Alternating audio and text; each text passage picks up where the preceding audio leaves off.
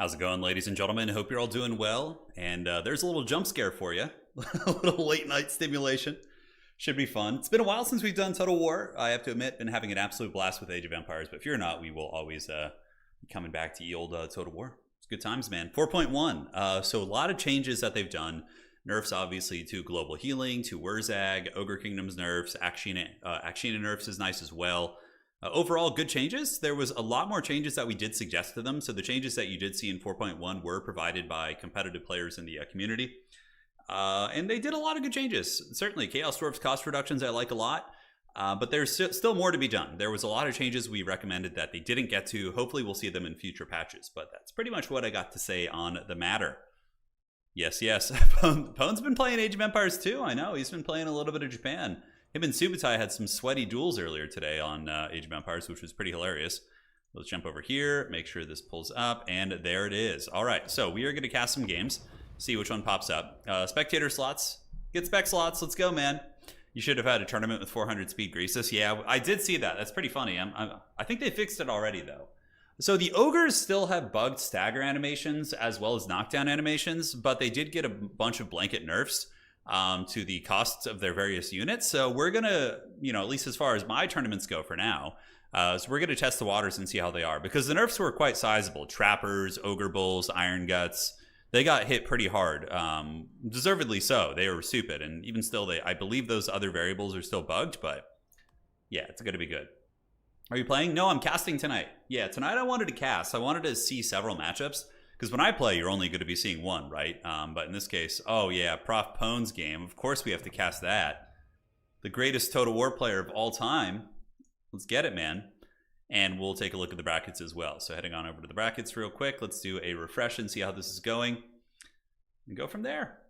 All right. Yeah, it's going to be good. Oh, we don't want to show his old army, even though he already has an army built. Maybe that was from earlier. Okay, so let me find the brackets for the tourney, and there they go. All right. So for tonight, we have Platypus getting a bye round, Ecos versus Rock, Professor Pone versus Stinger, Subai versus Serkia, Hadri's versus Outerregion, and Forex versus B6. I have to admit, a lot of very, very top players playing tonight. We got a very sweaty round of players. Should be fun for sure. So we'll cast all 4 rounds, obviously, and then the semis and the grand finals, as we usually do. And we'll hang out, enjoy each other's company, talk about Old World a little bit as well. And life's going to be good, man. Yo, I've been waiting for you to cast some 4.1. Been enjoying Age of Empires 4. Yeah, I really am enjoying Age of Empires. Like, I'm pretty addicted to that game. Like, having a proper ladder that I can go on, find equally skilled opponents, and having a goal that I want to achieve, like a rank, and like getting like rewarded for that. But like just the little things like that can go a long way. And I've been pushing for years to get that in Total War, but I don't know, man. We'll see. We'll see what happens. Yeah, we're good, man. We're good. How you guys doing? Welcome to the party. So first round matchup is going to be Pone on Skaven, and I'm not sure if his opponent is around. Hopefully he is. Pone has this weird curse in this game where like no matter who he's playing, they just don't show up for the first round. It's like weird. It's happened in like 4 or 5 tournaments. I could always go cast a different game. I'm going to jump out and test the waters. And we could do Serkia versus Subai too. I'm just like concerned Pone's opponent might not show up. So we're going to jump into this lobby here and cast this one instead. So hopefully that's fine. So we got Subai on Chaos Dwarves versus Nerexa on Wood Elves. Interesting. So Chaos Dwarves received a multitude of buffs. Cost decreases to their chaff units, namely. So the Trappers as well as the Cutthroats. And then we saw Chaos Dwarfs get cost reductions, just basic units. So really their core army is just cheaper. So I'm curious to see what Nerexa will do against them. Yuan Bo, I believe, got nerfed. I think they fixed his healing threshold. Not Yuan Bo, excuse me, the Iron Dragon, Zhao Ming. His item was broken before, but it's been fixed now, which is good. So that's going to make it quite a bit better for the old land battle. Yes. I keep playing Joan and she... Yeah, you're talking about Age of Empires. Yeah, Joan is the strongest faction of the game, in my opinion. Like, in the hands of top players, it's terrifying. Yeah, so I wanted to watch this to see the new Chorfs, and we'll see who wins in this duel of fate between the great Subai and Nerexa, 2 top players. These are individuals who've been at the top of the leaderboard for, pretty much most seasons. I think, I think almost every season we've had in Warhammer 3, they've been towards the top 16, which is fun. I'm surprised what some streamers do for Lionheart dyed his hair and beard recently, now Beastie apparently shaved his head. Yeah, I mean, look, dude, you know, that's they're making a lot of money with those subathons, so clearly, I mean, shaving your head isn't that big of a deal. Yeah, it ain't a big deal. When are we getting a red-haired Turin? Well, you know, my grandpa was a redhead, actually. Yeah, my grandpa had like pretty serious red hair when he was young. It would have been possible naturally anyways. Hot dog stream part 2. Yeah, we did the hot dog stream a long time ago. That was a fun one. Wasn't as, you know, you'd think more people would enjoy the hot dog gimmick, but, you know, it wasn't as popular as you'd think. You could do that in, oh, that would actually be, the hot dog thing could be fun in Age of Empires too. Let's see, how would you do that? So you have 8 players, and if you're the first person to go, you have to, like, it rewards you for being the last, the winner, right? But, like, there was 8 people in an FFA, and if you're the first person to go down, you have to eat 8 hot dogs. But I don't know if, like, some people couldn't handle that, right? I don't think they could do that. Like, eating 8 hot dogs is a serious challenge and could pose, like, health risks for some people who wouldn't be, like, ready for it, or maybe they're smaller or something. Like, I could handle 8 hot dogs, but I think, you know, I weigh 190 pounds. I'm not, like, big, but I'm, you know. Yeah, I think, like, some smaller folks might not be able to put down 8 hot dogs. Yeah. I don't know. Something to think about. Yeah, Max Ben Jim, so do I, dude. So do I. Good to see you, man. Hope you're doing well. All right, so Chaos Dwarves are ready, and we got the Wood Elves scheming the biggest brain build that they can possibly figure out. Let me make sure there's no admin drama. I'm checking with Pone, and all right, so he's on the way, and we're getting no response here. Okay, so it looks like B6 might not be showing up. All right, Forex, still nothing. In that case, go ahead and play some checking. We have a player who hasn't shown up. If they don't show up in 7 minutes, you get win for rounds. Stand by. All right. So a little bit of admin work, and I think we're all good. Right on. Right on, right on. First match of the day, ladies and gentlemen, Road to Talipine. My favorite map, actually. One of my favorite maps in Total Tavern. I like it. You know, it's got nice open shooting lanes, but also has some cool flanking options on the forests on the side with Vanguard points. I've always liked this one a lot. I think it's very, very fun. But regardless, the matchup is going to be Subai with the wide Chaos Dwarf style, which is good. So with the cost reduction to all the Chaos Dwarf warriors, I think we might see a bit of a prevalence in the meta of Chaos Dwarves going super wide, very similar to their Dowie cousins. However, they get magic, right? So that's another boon they have. Granted, the regular dwarves probably have like more consistent shooting. Like Chaos Dwarf blunderbusses are nice and a niche at close range, and the Fireglaves are obviously rad too. But like dwarves can bring Thunders and Quarrelers, both of which are like pretty like top tier in their respective unit categories. So I think that's pretty neat as well. Now, looking at the Chorf army, not much to get into. It's basically going to be super wide and super elite. We do have a full battle line of the Infernal Ironsworn. These guys are absolutely awesome against Wood Elves. Their blasting charges will roast pretty much any of the infantry. On top of that, they do magic damage, so if they get attacked by Dryads or any of the Forest Spirit units, they will do bonus damage. And the fire damage is obviously has great utility against a lot of these bad boys as well. So it's going to be triple elite Firesworn, and on top of that, we got Chaos Dwarf Warriors backed up by Goblin Labor. So a very wide Chowie army. And the Lord choice, I believe, is going to be a Sorcerer Prophet of Fire on foot. So you see, the meta for the Chaos Dwarfs pre-patch was basically just these big, expensive, cheesy Lords. But now that Chaos Dwarfs can field a more cost-effective wide army, that isn't going to be terrible for the price point you're paying. Having a cheap kind of character like this just to spam Burning Head could be pretty decent. He's a respectable fighter too. Chaos Dwarves are very stalwart, much like their cousins. Now, we have Nerexa over here on the other side, going to be championing the Wood Elves. And yeah, I think Nerexa in Warhammer 3 is hands down one of the best Wood Elf players we have. I think there's a couple very good Wood Elf players. We have Nerexa, we have Charix. Zyphos has pretty much stopped playing Total War, but there's been a handful of really top tier Wood Elf players, and Nerexa is just really good at them. So this is going to be interesting. Now, we got the old Pokin Spears, we got Gladeguard Starfire Shafts to wear down armor, Way Watchers in the back to snipe big targets, and the bird up in the sky is going to be a Spellweaver of High Magic. That's really curious. So what is this fancy tech? So Soul Quench does, I suppose, do a little bit of decent sniping damage on artillery. So you probably have Soul Quench there, and you're just kind of spamming it on top of like maybe Death Shrieks and or Magma Cannons. And then Apotheosis is just always decent. Like healing is just a powerful mechanic in general, so I think that's going to be fine. All right, ladies and gentlemen, first round of tonight's Swiss tournament. The old Chowie going to be parking in the bushes. I feel like it's been too long. We'll save it for later. You notice whenever I rotate towards the drawing tool, you know things are going to get real serious up in this tournament. But so obviously, if you guys are a little bit newer to Domination and, you know, in general, Chaos Dwarfs with this playstyle, they're going to be trying to just triple cap Wood Elves. And though they're not going to make as much value out of the gates, they can absorb the ammunition well with their bronze and silver shields. I think they're all silver actually on the Dwarfs. So they can absorb that Wood Elf shooting well, and they can win on points, even if they're losing out on objectives. Now, the Wood Elves can obviously counter that by isolating weaker positions, accruing mass amounts of value, calling out some Blade Singers, for example, that potentially can avoid the blasting charges with careful micro. We'll have to see. But Blade Singers do really good work against Chaos Dwarfs if they can get onto the armored infantry. But of course, the Chowie are going to have blasting charges for them, which isn't nice. Zyphos retires, Nerexa, I guess I got to do it myself. Yeah, Zyphos is pretty active in seasons 1, 2, and 3 of Total Tavern, but after that, I mean, Zyphos was a top-rated player in the world in Warhammer 1, which was like, you know, 7 years ago. He's one of the true OGs of multiplayer, which was, you know, a tournament winner in all 3 games, which is certainly not easy.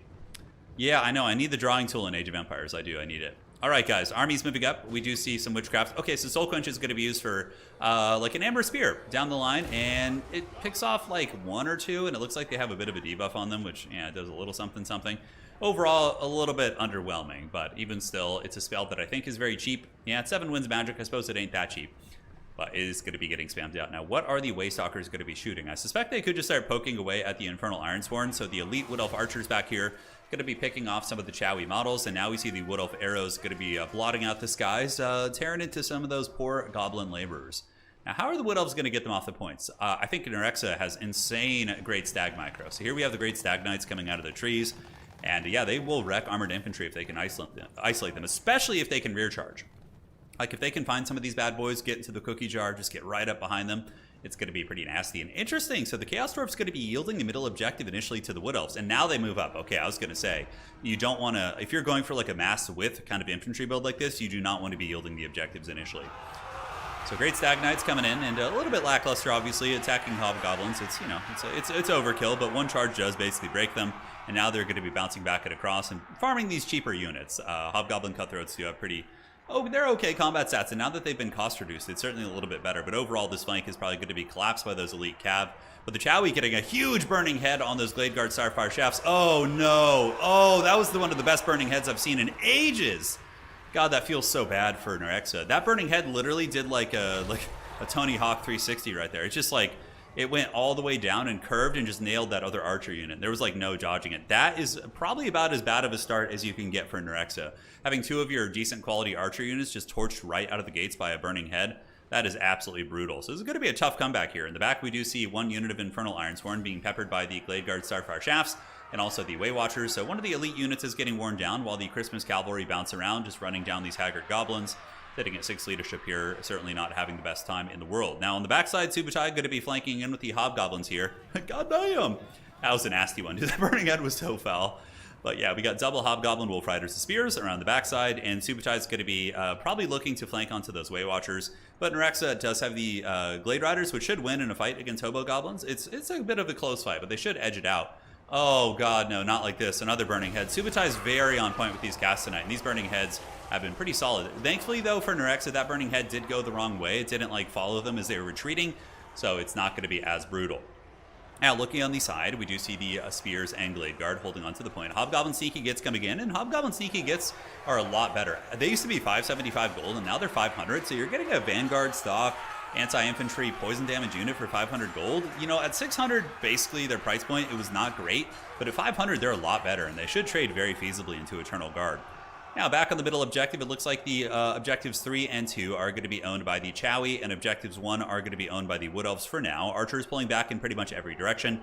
As far as value goes, Subai is a little bit ahead. Blasting charges coming in, saturating into the fleeing Wood Elves, and the Chaos Dwarf armor wall continues to move forward. Infernal Ironsworn pressing back. And if Subai can find a way to wrestle objective 1, he's really going to probably pull ahead pretty hard. And okay, we got a We got a Great Taurus coming out. Interesting. So big scary monster and Death Freak rockets now shooting into the Great Stag Knights, which apparently have beaten them up pretty badly. It looks like they've taken a ton of damage, and that's certainly not going to be from infantry. So it must be this Death Freak rocket launcher in the back, which has gotten 128 value so far. Not too crazy. But Wood Elves looking like they might ninja a point on the side. Subai did move off the point, and there may be an opportunity for the Wood Elves here to ninja this, which would be really good for them, buying time for them to value trade. But over here, we do see the Dryads maybe going to get that. I think the Dwarves will just barely get back in time. It's going to be a little bit tight with the Goblin Laborers, so Subai should be relatively safe on that point.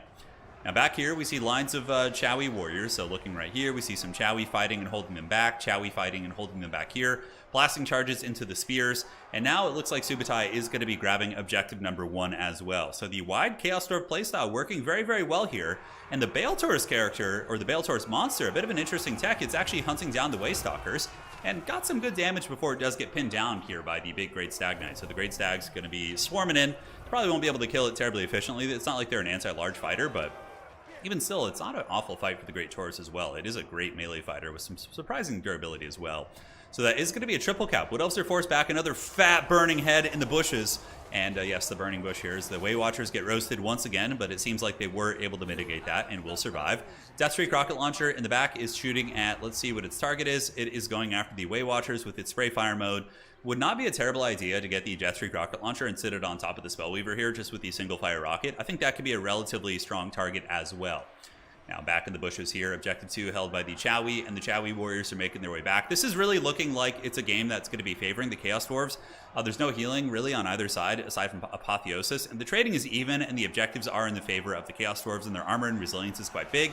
Here we do get some great Stag Knights who were able to find an opportunity to take down some elite Chaos Dwarf infantry, but overall, these Infernal Ironsworn are very beast mode. 65 melee defense, pretty good melee attack at 43, very good actually. That's like considered a very offensive amount for a lot of units. But the Great Stag Knights and the Internal Guard will win this fight eventually, and maybe there's going to be an opportunity for the Wood Elves to wrestle the side objective back. The Chowie don't really have too much on it. We do see some Hobgoblin Cutthroats coming out, Hobgoblin Cutthroats moving over to the middle.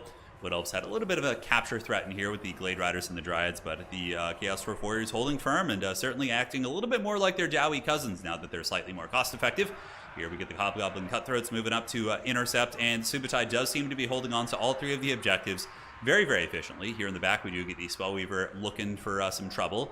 Something was shooting it. I don't know how it took damage, because it looks like the Death Streak rocket launcher still is shooting at what appears to be...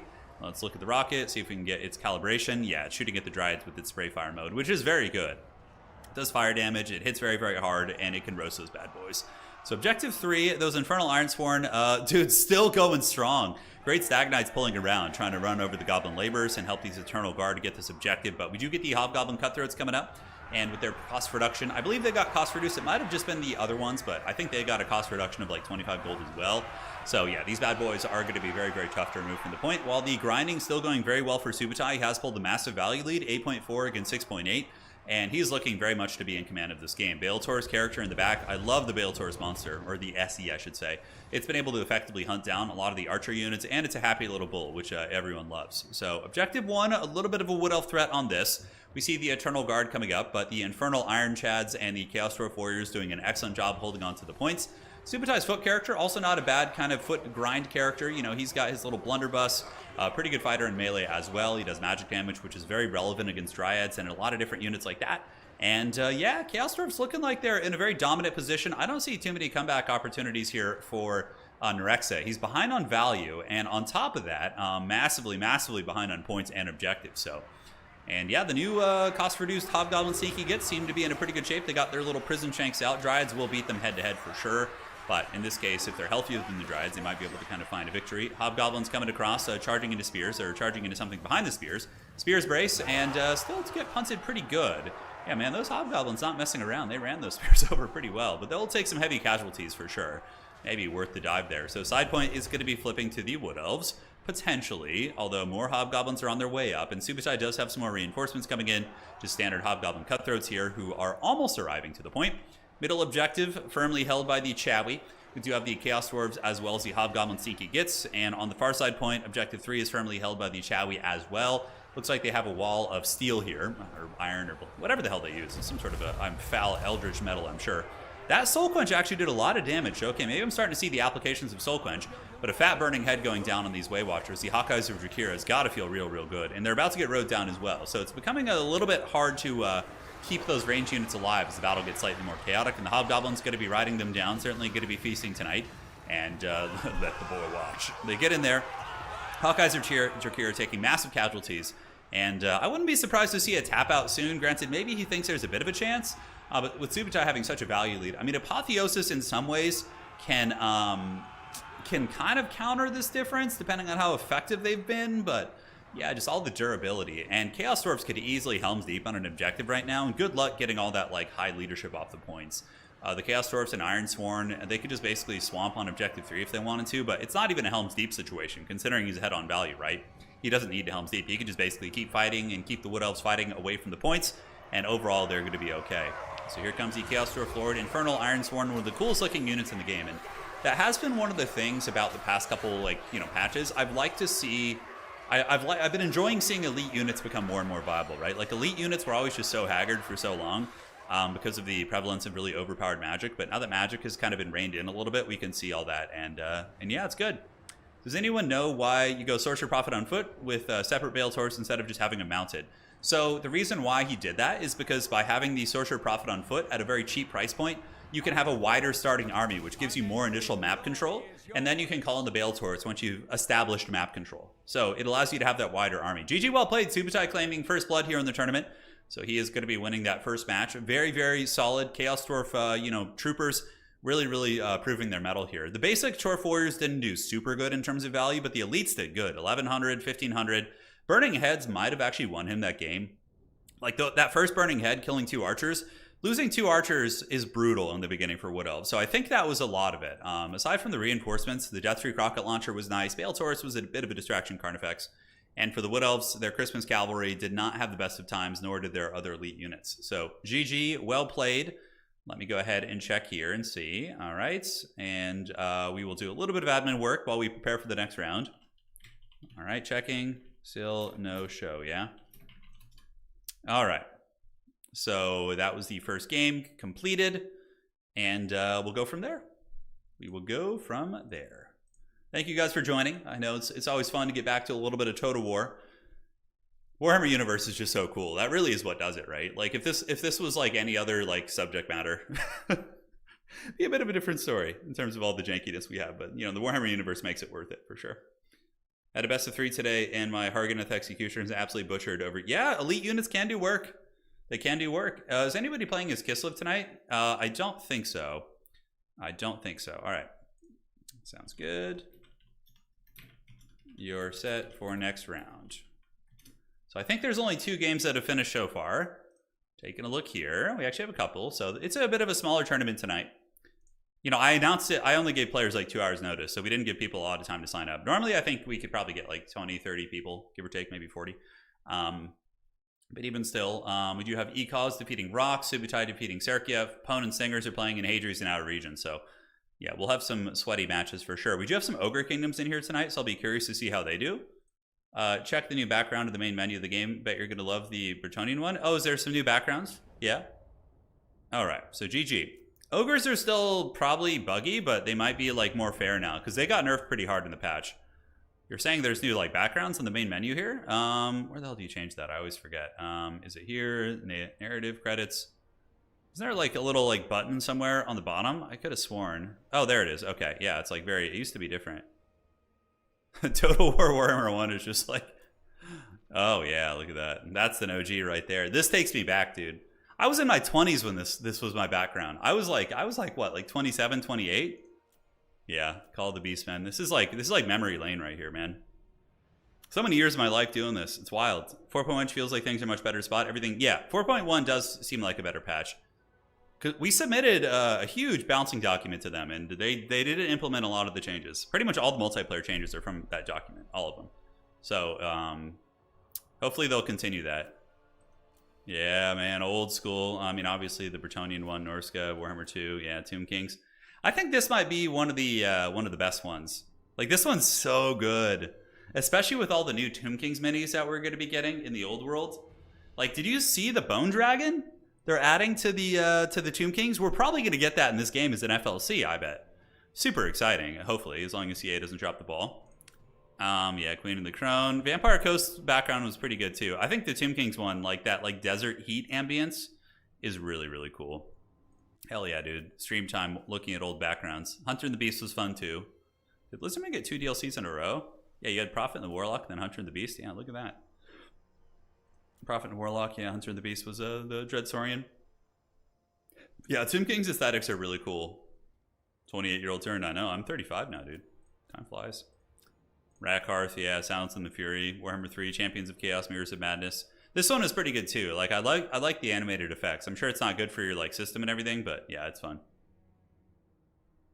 No, GW confirmed Total War will not get any. I can see them adding like the big beast. Who knows?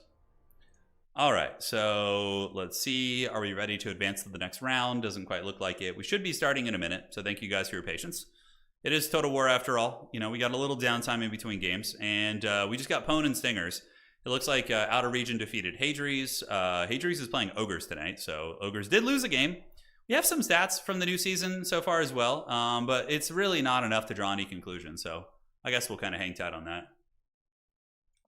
Vampire Coast starting off with the 1 and 3, Corn with the 1 and 5. Hell yeah, dude. That's what I'm talking about right there. Last DLC screen looks like League of Legends. This one? Does it? Yeah. It is pretty fun. So thank you guys for joining. We're gonna have a lot of streams this week. I honestly massively prefer streaming over doing videos. So we'll be streaming a lot more now. Now that it's the nice holiday season, cool weather, very pleasant. I'll be out of town from December 21st to the 2nd, but before and after that, obviously, we'll be doing a lot of stuff. We will be doing a lot of stuff. The Bone Dragon is, somebody in chat says the Bone Dragon's a sweet model, but I have to say, being on the Facebook group of the old world and seeing the old crusty Warhammer Fantasy players getting upset about it. Yeah, dude, I mean, the old world's gonna be awesome. It's gonna be so good. I'm so excited for it. Like the new Bretonnian models are awesome. The new Tomb Kings characters like look so good that they've shown. I mean, everything just looks great. Any big predictions? I mean, I think Chaos Dwarves will go up 100%. Win rate, because now they have more cost-effective infantry. That was like their big glaring weakness, was how terrible and inefficient their infantry were for the price point. But now that that's not as much of a variable, you know, that's pretty huge. That is pretty huge, dude. And the rules for Old World look good too. Yeah, it's gonna be more complicated than like 40k and stuff, but I mean, I'm honestly fine with that. So yeah. All right, so just waiting for Pone and Stingers to finish their match, and as soon as they do, we will get going from there. We'll be doing some more SFTs over the course of the next few weeks. Getting those bad boys going. Yeah, let's look at Chaos Dwarves real quick. Look at the Chowie. We had a bunch of really good bouncing changes for the like Vampire counts and Warriors of Chaos and things like that, but they didn't get to them. Hopefully, again, they will in future patches. We had some really good bouncing changes for them that I think would have made them much more fun to play. We're going to be doing a separate channel for Old World, though. So that'll be starting probably in January or February. Yeah, sometime around then is going to be the goal.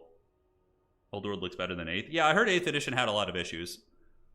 All right, so where are the Chaos Dwarves? Yeah, so see, the Chorf Warriors are cheaper. These are cheaper, these are cheaper. Like, this is a big range of buffs. That's really, really nice. I don't think there was any, like, drastic changes outside of that. But, like, having your core battalion units be, like, efficient, you see that in tabletop gaming as well. You know, when your core battalion, your core battle line troops are good, like, it makes a big difference. Have you started doing battle reports? No, Old World's not out yet. So whenever that comes out is when we're going to be starting it. We haven't seen Red Olgor in ages. Yeah, Red Olgor is a relic of the past for sure. He's from the time of myth. Red Olgor. Advance time? All right, sounds good. So it is time to advance. So let us go ahead and advance the Swiss to the next round. And there we go. All right, so the games are up. Good luck, have fun. And here we are. Next round is live. Next round is live. Good luck, have fun. So we will cast some games. Ooh, we got Platypus versus Subai. Some big sweating going on there. Professor Pone battling Serkia. So we've already casted a Wood Elf game, so I'm going to do something different. I think I will probably do... we'll do Platy versus Subai. That's like a very sweaty match, you know? The dreaded RTK sweat duel. Let's cast that one. Let's find it. All right, so Outerregion. We could cast an Outerregion game too, though. I'm curious what he's playing. Yeah, Outerregion hasn't played in a while. Yeah, let's cast that. We already had a Chaos Dwarf game. Let's try and find something different. I think Outerregion's playing Kislev, so we'll get an opportunity to see Kislev after their nerfs. Unless he's playing Ogre Kingdoms, I'm not sure. Oh, that's from before.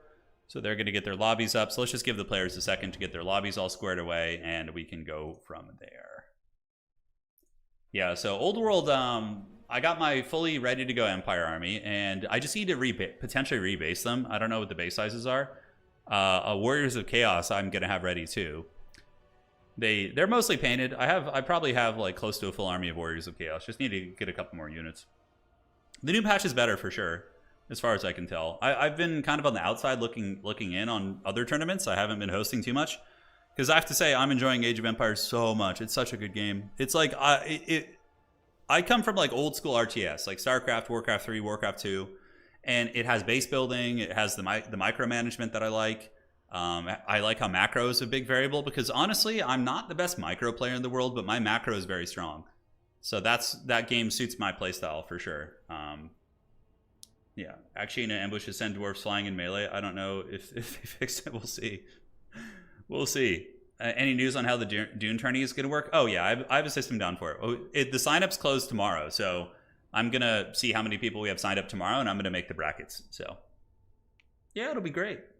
Really hope Old World Reboot has Nurgle Demons. So the Old World is not going to be launching with demon factions, but as far as I can tell... Okay, let me find the game here. Is this Outerregion's game? Did they get in there? Yes, I think it is. So let's see how this is going to go. I am the Lord of Supply Block, dude. You fear it. Okay, so Kislev versus Wood Elves. So it looks like we're going to get another Wood Elf game. Wood Elf's pretty popular these days. But we're going to cast this one and see how it goes on a Ragnarok lair. You can see all the armies that are going to be in the initial narrative. So Warhammer Old World Army List. It's on the website, yeah. So here it is. Okay, and boom. So these are the core factions in the starting game. So you're going to have the Empire, Dwarfs, Bretonnia, Wood Elves, High Elves, Tomb Kings, Beastmen, Warriors of Chaos, and Orcs and Goblins. So these guys are all probably going to get army books, like comprehensive rules. They're going to have new lore, new models, new characters. But that doesn't mean that the factions not listed here, like Skaven, like Vampire Counts, Ogre Kingdoms, aren't going to be playable. If you scroll down here, you can see other factions are getting rules. They're just not going to be part of the main narrative initially. So Dark Elves, Skaven, Vampire Counts, Demons of Chaos, Ogres, Lizardmen, and Chaos Dwarfs are all going to get rules. So they'll be playable right out of the gates, which is very, very exciting. And yeah, and they're going to obviously expand upon it. Like I'm sure after a year or two, they're eventually going to make they're going to have a narrative event, right? So what they're going to probably do is be like, oh, now we're introducing Vampire Counts in the main narrative. Here's some new models. But the thing is, Vampire Counts don't even need new models because they have all the Age of Sigmar ones, which are really good. But some of these do for sure. But yeah, they're all going to be introduced and playable, I think. So yeah, it should be fun. Yeah, Skaven will be introduced. I'm pretty sure they're such a popular, iconic faction. I can't see them not being added to the game. Let me show you guys the new Tomb Kings models, by the way. Tomb Kings Bone Dragon. Oh, Bone Dragon. All right. Oh, this thing is so cool, dude. So this is the new model for Warhammer Old World, basically Warhammer Fantasy. Let me show you this. So this is the bone. This is like a Tomb King's Lord riding a bone dragon. How cool is that? I wish we had that in the game. I mean, the Sphinxes are cool and all, but this thing is really rad. And you can see there's some different variants on this as well. You can have him on foot. So this is like a new Tomb King's, what appears to be a Tomb King on foot. He has got a big mace. You even have the undead Tomb Kitty there, which is pretty fun. And I would put money on the fact that we're going to get another Cetra model. Because I think Cetra, when the game comes out, I bet you we're going to get a Cetra model, around launch of the game. It's just going to be this really hyped, fun thing. But yeah, it's going to be great. Yeah, how cool is that thing, man? Yeah, Tomb Kings are getting a Bone Dragon. Yeah, in Fantasy, yes. Yeah, it's from the Old World. I know. Don't imagine if we had that in the game. How cool that would be. Yeah, Cetra should get a dragon. Screw it, man. So this Warhammer Old World is taking place 300 years prior to the where Total War Warhammer and Warhammer Fantasy takes place. So it's a bit of a different timeline. Well, it's the same timeline, but just a prequel of sorts. So it gives them 300 years of development space where they could advance the story and introduce characters, and they're going to have characters probably. Like I'd put money like Malekith will be there. You know, Teclis, Tyrion, Thorgrim maybe as a young dwarf. I don't know. He'd be younger. I think dwarves live. I think Thorgrim's like 500 years old or something. I'm not sure. But you know, a lot of the elf characters will be there. Undead characters like Vlad. When they add vampire counts, you're probably going to get a new Vlad model. You'll probably have Manfred. I'm not sure how old those guys are. Probably pretty ancient. Neferata. So yeah, there's a ton of development room. And if the game does well, I can see them going pretty bananas on all of that. Oh, there's gotta be a new Cetra model. Like Cetra is the iconic Tomb King, and Tomb Kings are the main launch faction with Bretonnia. So yeah, there's absolutely going to be a Cetra model, in my opinion. Yeah. The other day I found an animated spider prop, so this map has them. Oh, where are the spiders at? Are they like in the trees and stuff? Oh wait, hold on. I'm looking around at the spider webs here. Okay. Oh, that's cool. Yeah, this map is so rad. I love it. Oh yeah. So there's like these little like spider alcoves. Oh, that's so cool. Oh yeah, look at that. There's like a little tiny Arachnarok spider. Dude, that's such a nice touch, man. If only CA had you to be one of their map makers, man. Oh, look at that. That's so nice. Yeah, look, there's like little spiders sitting on the rocks like around the side. That's really fun. All right, ladies and gentlemen, welcome to this Duel of Fates. It's going to be Outerregion versus Ecos, and for Outerregion, he is going to be bringing in the Ice Witch on the cheap. It's going to be on foot and just using Heart of Winter. Interesting. So Heart of Winter against Wood Elves. They're very mobile and they don't tend to blob too much. I can't help but wonder about the applications here of this Heart of Winter. Outerregion, the rest of his army is going to be Zargards. We got Zargard backed up by Armored Kossars, and in the back we have basic Kossars. No overpowered Akshinas. I think the Pack Trap one is probably still worth bringing. Having 3... yeah, let the spider watch. Yeah, absolutely. Having 3 charges at the net is going to be super good, the Pack Trap. Because you could like lock down a Wood Elf Cav unit and basically just get an insta-kill on it, so... Ecos moving up with some skirmishers, Glade Riders with Hagbane tips. The rest of the army is going to be spears in combination with Glade Guard. Pretty standard stuff. Armor-piercing bows and armor-piercing spears in the front. And we do have these Sisters of Twilight. So they're going to be very good at sniping characters. Like, they could just sit back here and either do Spray Fire mode into the Zargard, or they could even snipe the Ice Witch if they want to.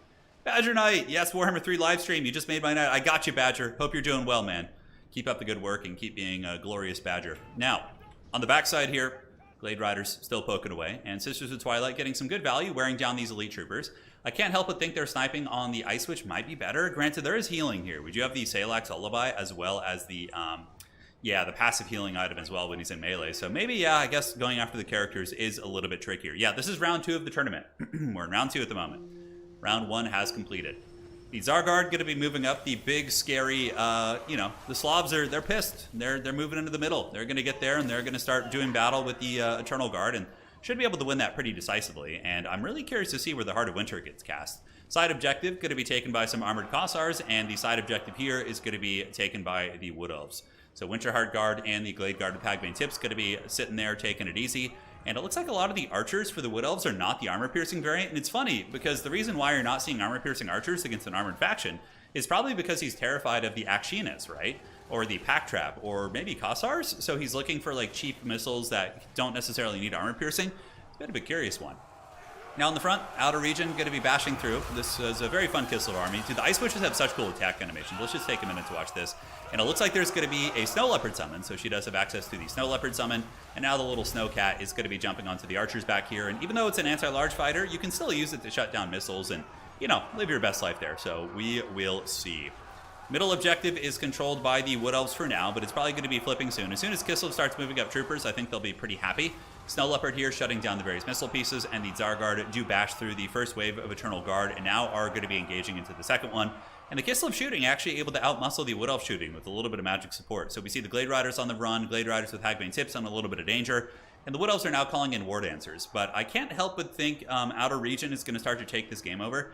I've been casting Total War for, 6-7 years, and, I think I can kind of see the writing on the wall a little bit. We see the War Dancers being called in, but they're just going to run into Zargard and Kossars and have a really bad time. These Kossars, they got their pistols out, and they're going to be ripping some fat shots in there and doing big, big damage to these ladies here. Of course, they're not the most armored. The Wood Elves kind of fulfill that classic fantasy trope of fantasy female armor. They really, really take it to the next level. You think they could at least get some, trees and cover themselves with, tree bark and stuff? Although I guess to them that might be, heresy, right? Using the tree in that manner. I don't really know. Hey, Nakamura, how you doing, man? Hope you're doing well. Hope you're doing well. So some sort of witchcraft is going to be going down here. It looks like it's going to be a Dweller's Blow. A very powerful spell. Certainly can do some work. But nice use of the Frost Kitty. So the Frost Cat did disappear because it was a summon, but before it disappeared, it was actually able to take down or do a ton of damage here against the Spellsinger, which is big. And now if Kislev wants to, they can simply unleash all that firepower on the Spellsinger and potentially drag the beast down. Now up in the sky, Wood Elves using the Sisters of Twilight to potentially try and snipe the Ice Witch. It looks like that is the case. And the Wood Elves do get to the low ground, but like these War Dancers didn't even make it to the low ground here. They ran down there and they just got like gadded down by all the pistols here. And yeah, no, those are, it's not a fun time for them. Yeah, not a fun time for sure. You got to have a little bit more finesse with the old Wood Elves. You can't just blitz into a Kislev battle line here. And it looks like Outerregion is going to be securing the battle line. The Zargard hanging firm. And on the backside, yeah, the archers are just going to be poking into silver shields. And Outerregion playing very cautiously, not even trying to triple cap here. But he does have the Things in the Woods coming in. Things in the Woods aren't particularly amazing against Wood Elves, but they still are anti-infantry monsters. So in a way, they can help clear out troopers when you stack them in.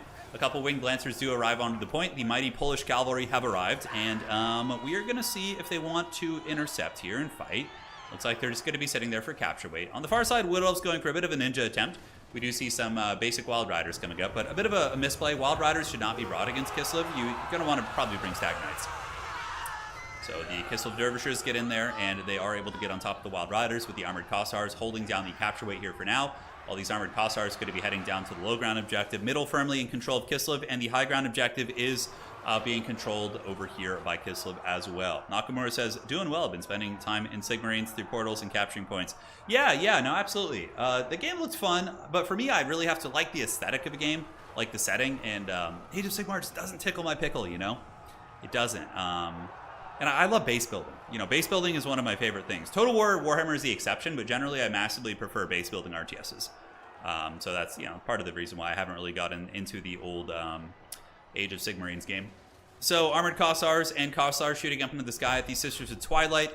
On the ground, Objective 3 is going to be won out by the Kislevites as well. Dervishes flanking around the side, running over the Glade Riders, and here the Christmas Cavalry not quite able to bring Santa's gifts here to the Kislevites.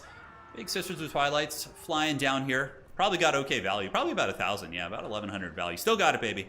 And it's not going to be enough to get them back to the game. And this game, I would say, is probably very, very over. So somebody in chat saying, I take it that Kislev is probably still overpowered. So I would not say that's the case. I would say in this particular matchup, it would appear to be a skill mismatch. I think Outerregion has been a top 5 player in the world for the past several seasons. He's been taking a break from the game in this patch, but I think that from what I saw in this game, it wasn't Kislev just being stronger. It was that the Kislev army selection was better. The Kislev micro was a little bit better. And that was really why the game went like it was. It's very easy to draw that conclusion, just kind of looking, but I think I can spot the difference here. Not that the Wood Elf player is like playing like awfully by any stretch of the imagination. I just think that Outerregion played very clean. His army was better and was tricky.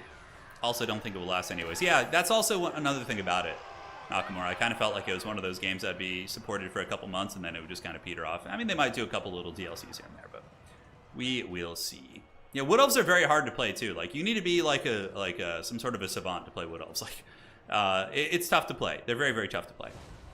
All right, so down here we see Objective 1 is going to be held by Kislev. Points are approaching 650. We get the Firebark Elders trying to move in, but yeah, this is basically just Outerregion waiting for the clock to run out here. Up on the top, Sisters of Twilight, about to run out of ammunition, and a more Kislev Cav coming in. It's a hard matchup for, like, Wood Elves have always hated playing against heavy Cav factions, so if Wood Elves have to fight, like, Empire, Bretonnia, Kislev, it's always hard for them because their cavalry get dominated so hard by the cavalry of the other factions. And ever since CA increased the movement speed of most, you know, of the human factions Cav, it really took away some of the advantages Wood Elves do have of having faster Cav. But, like, you have Winged Lancers with, like, 80 plus speed, like almost as quick as Wild Riders, which they shouldn't even be close. Yeah. Kislev could be OP, but it's very early on. Like the new data, we don't have enough data to draw conclusions after their wave of nerfs they got. Currently, Kislev is doing well. There are 7 wins and 4 losses, but that's barely any data. That's not much to draw. Like Chaos Dwarves are currently undefeated on our tournaments, but they only have 5 games. So, you know, we don't really have that much data to draw from. We'll see. We will see. The Spiders will be eating well tonight for sure. For sure. Hey, Hare, I'm glad you were having some fun playing Commander. Welcome to the stream here. So yeah, we saw the Kislev army build was stronger. He needed armor-piercing missiles on these bad boys, number 1. Number 2, I don't think the Skirmish Cavalry are very good against Kislev at all. War Dancers are not bad, but you're not going to want to call them out in that manner. Dryads are also not very good against Kislev. So there's a number of things here that, you know, probably were a little bit suboptimal in the army there. Ogres are not banned anymore. No, they got nerfed pretty heavily. They're still a little buggy, but overall with the nerfs, people are kind of speculating that they're more fair now. They're currently sitting at 50, like a 50% win rate. So that's good. That's good. Yeah, we're going to get some more data all in due time. All right, so heading back to the tournament here, let's see how we're looking on the rounds. And a couple games have finished. Outerregion and Ecos. The game we just casted, Platypus, Subai, Professor Pone, Serkia, Hadries and Rock, and Forex and Stingers. And of course, we will be casting all the maps for the tonight. For tonight is Itza is next one.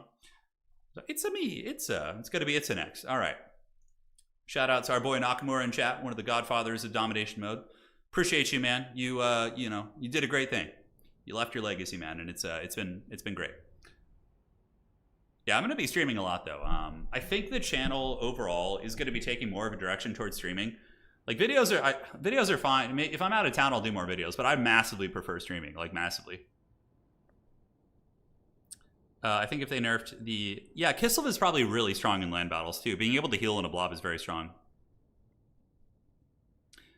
Yeah, Outerregion, you played very well that game, though. Like, your engagements were better, your micro was better, and your army composition was better also. So there's a lot of variables. Like, if you were able to have that exact same success against, like, a Charix or a Serkia type character, then, you know, we could start to have some discussions. But not that your opponent is bad by any stretch of the imagination, but just the build seemed a little bit suboptimal. Yeah, Wurzag needed to get nerfed. But Greenskins also got some big cost reductions with that. Let me show you. So I actually want to become a Greenskin main now. Now that they're not OP, I'm kind of like excited to try them. Because the problem was everybody before was just mouth breathing and doing the exact same playstyle because of how busted Wurzag was. So his Bonewood Staff used to be a map wide buff, which was just stupid OP. Like stupid OP. In tandem with Wa and how wide they can go. But like now we have this whole smorgasbord of characters to choose from, right? Like maybe some Azag, some Grimgor builds, Grom the Paunch, maybe the Goblin Great Shaman on like a tiny little wolf, like spamming cheap cost-effective spells could be rad. Like I'm excited to explore them. And they got cost reductions. Blackworks got 100 gold off, so they're 1050 right now. We also saw a cost reduction on Biggins. I believe they got like 150 or 100 off. And yeah, some other units on their roster did get cost reductions. So, and Greenskins still have some really powerful cab too. Like Orkboar Boy Biggins are amazing. Yeah, so I'm going to be giving the lads a try and seeing how we can do. Yeah, by the way, Tzeentch got some interesting changes as well. Mutalith Vortex Beasts needed more of a cost increase. They only got plus 100.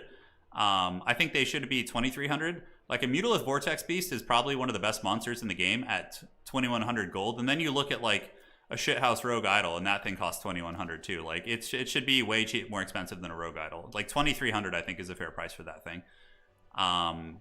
But yeah, the blue scribes are cheaper, which is fun. Like, you could actually get away with bringing them now, and it wouldn't be, like, a complete throw. Granted, it still isn't optimal. And Changeling, I believe, has scaling cost now, right? Does he? Or did they not change the Changeling?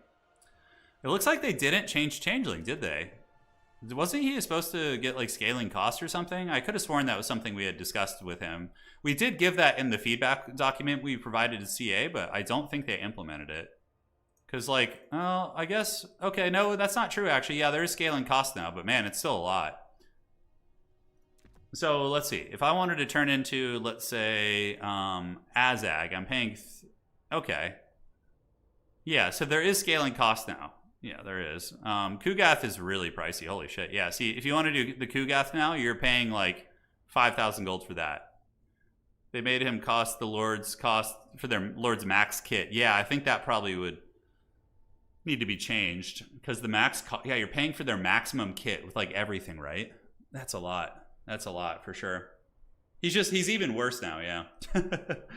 Yeah, it's too bad. He's such a cool character, has a lot of potential for sure. All right, one match still to finish in the round. We got Forex versus Stingers here, and all the other games to finish. So Platypus defeated Subai, Serkia defeated Pone, and Hadries defeated Rock. And as we look at the bracket so far in the standings, you can see the leaders starting to take their positions. And you can even qualify for the top 4 of today's tournament, even if you don't, win all your games. If you go 3-1, but you have good tiebreakers, especially in an event that's a little bit short notice and small like tonight, you can get it. Yeah, they did scaling cost, but very brutal. Yeah, that's the premium character. You pay the premium DLC character right there. No one is as premium as Nakai. Nakai is the most premium character of all. You buy his campaign and you just don't get his iconic unit for 2 years. That's the most premium DLC that we can possibly get. 2 blue scribes. Does he not have a healing cap right now? Hold on. Unit caps. Let's go to Zinch. He's not bugged, is he? With this. Okay, good. No, you can only bring one blue scribe. Yeah. It's pretty good. Paying for his sends in 40k. Yeah, absolutely. Yeah, I like, what would be cost effective for the changeling to turn into? How many rounds is the tournament? It's going to be 4 rounds and then, well, 6 rounds in total. So 4 matches, and then we have a semifinal and a grand final, all of which are best of 1. Yeah, good old Nakai. At least Nakai found a home in multiplayer. Like, there was some builds for Nakai, like Lizardman box builds, where you would have Nakai with his like his tributes, his item.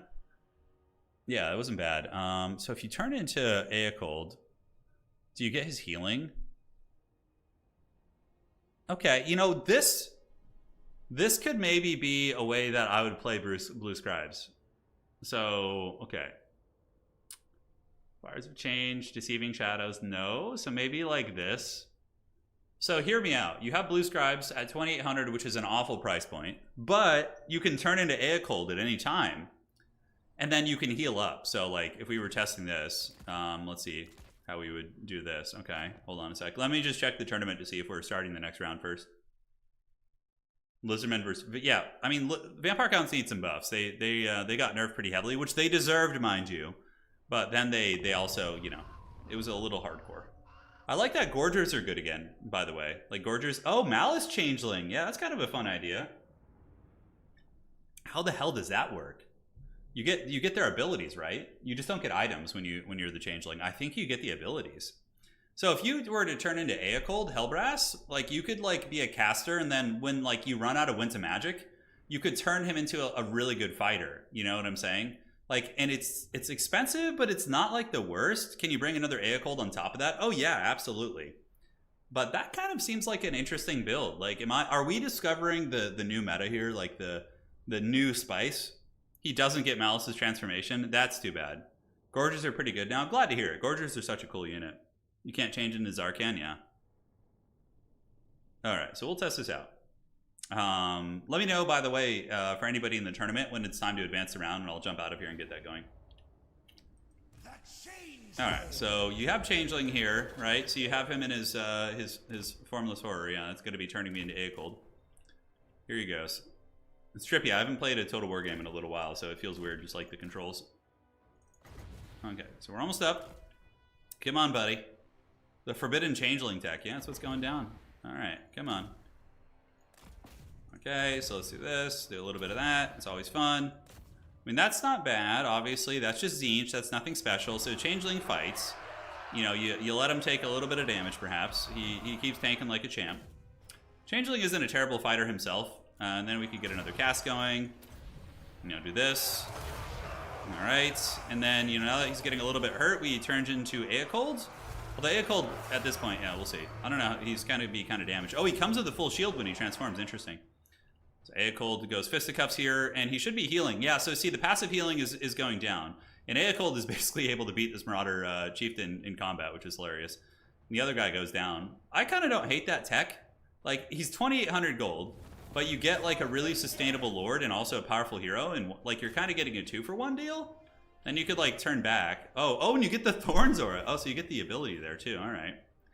And battle outcomes decided. Okay, and then you could switch back and cast as you wanted to. I don't hate that, guys. I don't hate that. Like, I think turning into caster characters is going to be bad because you have to pay for their spells.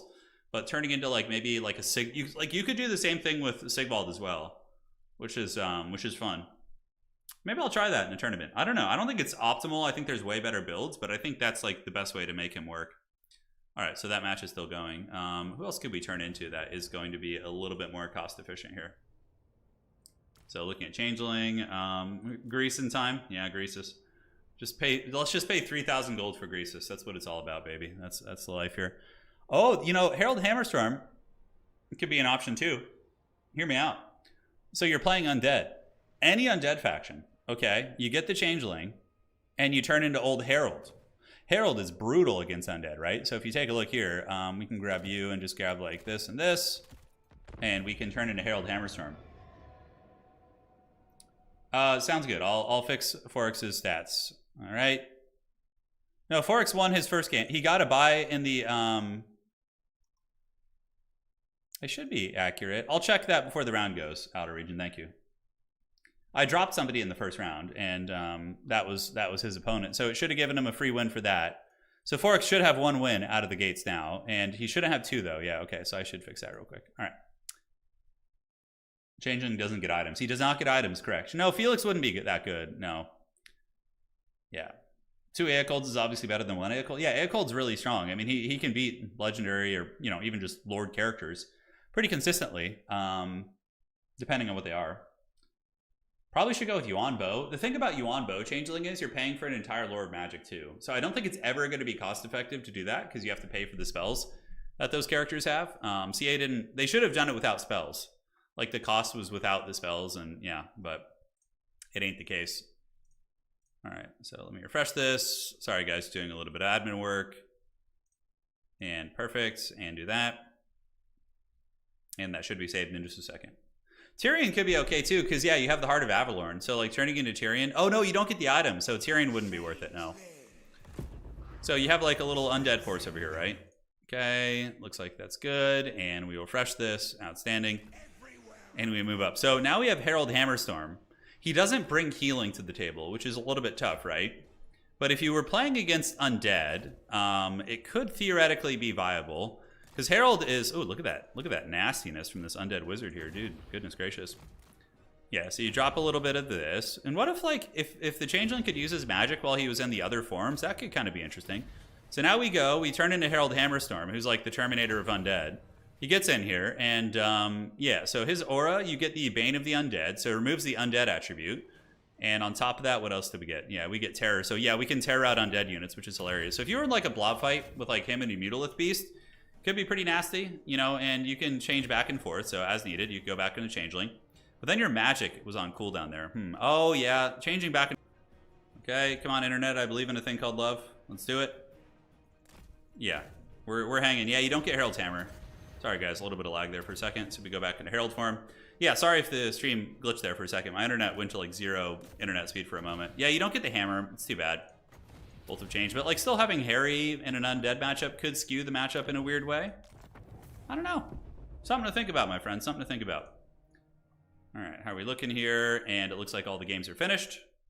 Outstanding. And let's look at the brackets and the scores. Looks good to me. All right, so we're advancing the Swiss. Can you summon Krell? I don't know if you can, actually. We can check in a second. So advancing. Oh, no, there's still a game being played? Oh, shit, there's still a game being played. How are those guys playing? Damn. They're taking their sweet time, dude. I kind of forgot about that because, like, Age of Empires games are so rapid fire. So when you have the tournaments going, it's just like you start a new game, right? All right, so if we're looking at, if you switch into Heinrich, like, Lore Vampires kind of sucks, though, on Tzeentch, because you can't, like, resurrect your units. Heinrich gets... So you get the Lore Vampires, and you get... I think you get Krell. So maybe if you just wanted to do, like, straight-up, like, Heinrich... But then you're paying 2,100 for a foot Heinrich. It just feels bad. Is getting there. It's a close match. Sounds good. Sounds good. Who else is worth turning into? Grimgor is 24. No way in hell Grimgor is worth it. Malice does it seems like you have it's like when you look at his abilities here, it looks like the transformation is there. Let's like try that, you know? Let's try that. Marcus, yeah, getting a ranged sniper, that's all right. I just think it has to be a combat character. Anyone with magic, you're just getting reamed. Can you summon Krell? Yeah, I think you can summon Krell. The tier 2 Tzeentch army ability is awesome now, it never misses. It was good before, so apparently what, they increased the homing on that? Can you go double Aecold? Yeah, you can go double Aecold, yeah. That might be one of the better ways to do it, honestly. Just have 2 Aecold Hellbrasses running around the field and like just grinding on objectives. Those guys will get thousands of value if they're able to get like good fights. Really depends on the matchup you're in. But yeah, Changeling is obviously tough. Celostra for Damn Knights Errant summon. Yeah. So, and Lore of the Deeps isn't bad either. It sucks you have to pay for all 5 spells and you're getting her on foot, you know, which is a little bit tricky. I think it's probably still bugged if you like unsummon Celostra. Yeah, because if you unsummon her while she's the Changeling, but she's in Celostra form, or while the Changeling is in Celostra form, I think there's like bugs with that. This would be like the ultimate tech if you could just transform into Malice here, or into Zarkan. Okay, so we're going into Malice form. Yeah, unfortunately nothing. So they did take that away. It looks like that was something that was thought about. So, you know, for all the things they missed, they unfortunately caught this. That would have been very strong. You would get like 3 lives out of your Lord. I think that would be very, very cool. Changeling into Orion. Orion does have good abilities and is very durable, but it's not like he's like a character that skews the matchup in any sort of way. God, you're paying such a premium too. And like, yeah, the Dragon Twins, like, if here's the thing, Zhao Ming, if he was still buggy and had that full life heal, he could actually be a very viable choice. Is barely helpful. I like Orion a lot. I've had games where, like, I had a Bretonian game where Orion got like 4,000 value for me, and it was against a good player too. But yeah, Orion is not the best character. All right, they finished it. Yes, everybody's done. Everything looks good here. Let's advance the Swiss to the next round. Let's go, baby. Let's get it. Let's keep having fun. Thoric got nerfed. He no longer is map wide. So we have Platypus versus Outerregion. Ooh, that's an interesting one. I think he's playing Wood Elves. I think, man, we have like 3 Wood Elf players tonight. This is madness. And we have Wood Elves versus Ogres. We could do, Pone is playing what? I think Pone is playing Chowie too. I'm gonna go look and see. We have a very small sample size of factions tonight. Like, a lot of people were doubling up on the factions they were playing. All right, so let's go to the SFT declaration. So we have Wood Elves from Platypus. Forex is playing Corn. What is Rock playing? We have Ogres, Chaos Dwarves. What else is going down? Warriors of Chaos for Rock. Tim the Wilder was going to play Empire, but I think he ended up not being able to play. So let's see. Who do we want to do? Yeah, Wood Elves versus Kislev. You know what? We could do that. Because we saw it before, and we saw Kislev dominate them. But this is Platypus this time. So we're going to get a chance to see. I think this is a good idea, actually. So we're going to do Kislev versus Wood Elves twice in a row. And let's see how our theory, you know, of Kislev dominating Wood Elves goes. Because this is going to be, these are 2 top-tier sweaty players. So the sweat will be flowing hard from all pores in this game. Yeah. Let's check it out. Pone is playing Skaven. Let's put it to a poll. We have a minute, so we will put it to a poll with you guys, and we'll let it run for a minute. Game watch. Kislev versus Wood Elves, or Skaven versus, I'm not sure who he's playing. I think it's Korn or something. Skaven versus something. All right. I don't know what it was, so we'll just put that for now. You're voting for Pone? Yeah, you guys can vote away. If Kislev wins again, they get banned. All in favor? Yeah. I'm down for whichever you guys want. You know. So we'll let it go for a minute. Thank you all for your patience here, and you better make it quick though. All right, Pone, you better get a spectator slot in there, dude.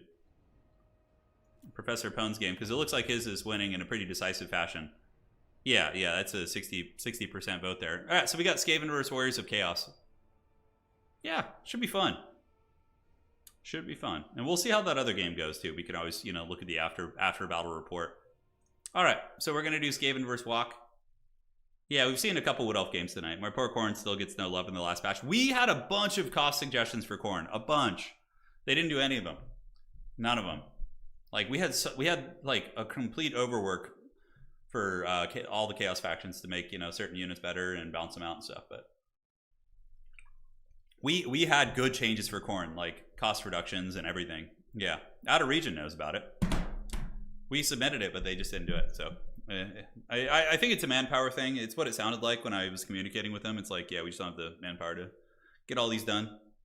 Yeah, maybe. I think Thrones of Decay will come with a lot of good stuff. I'm hoping so. You know, I feel like I'm like in a state of perpetual desperate optimism with this game. It's like 2017. Don't worry, guys. We're gonna get servers 5 years from now, and you know, 5 years later, yeah.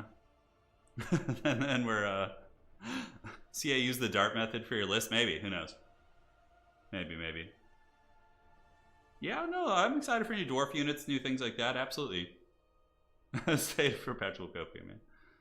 It's like a Twitch term, isn't it? It always trips me out when I see Twitch language in YouTube chat, you know, because I don't know Twitch language very well, so it's almost like a glimpse into a different culture.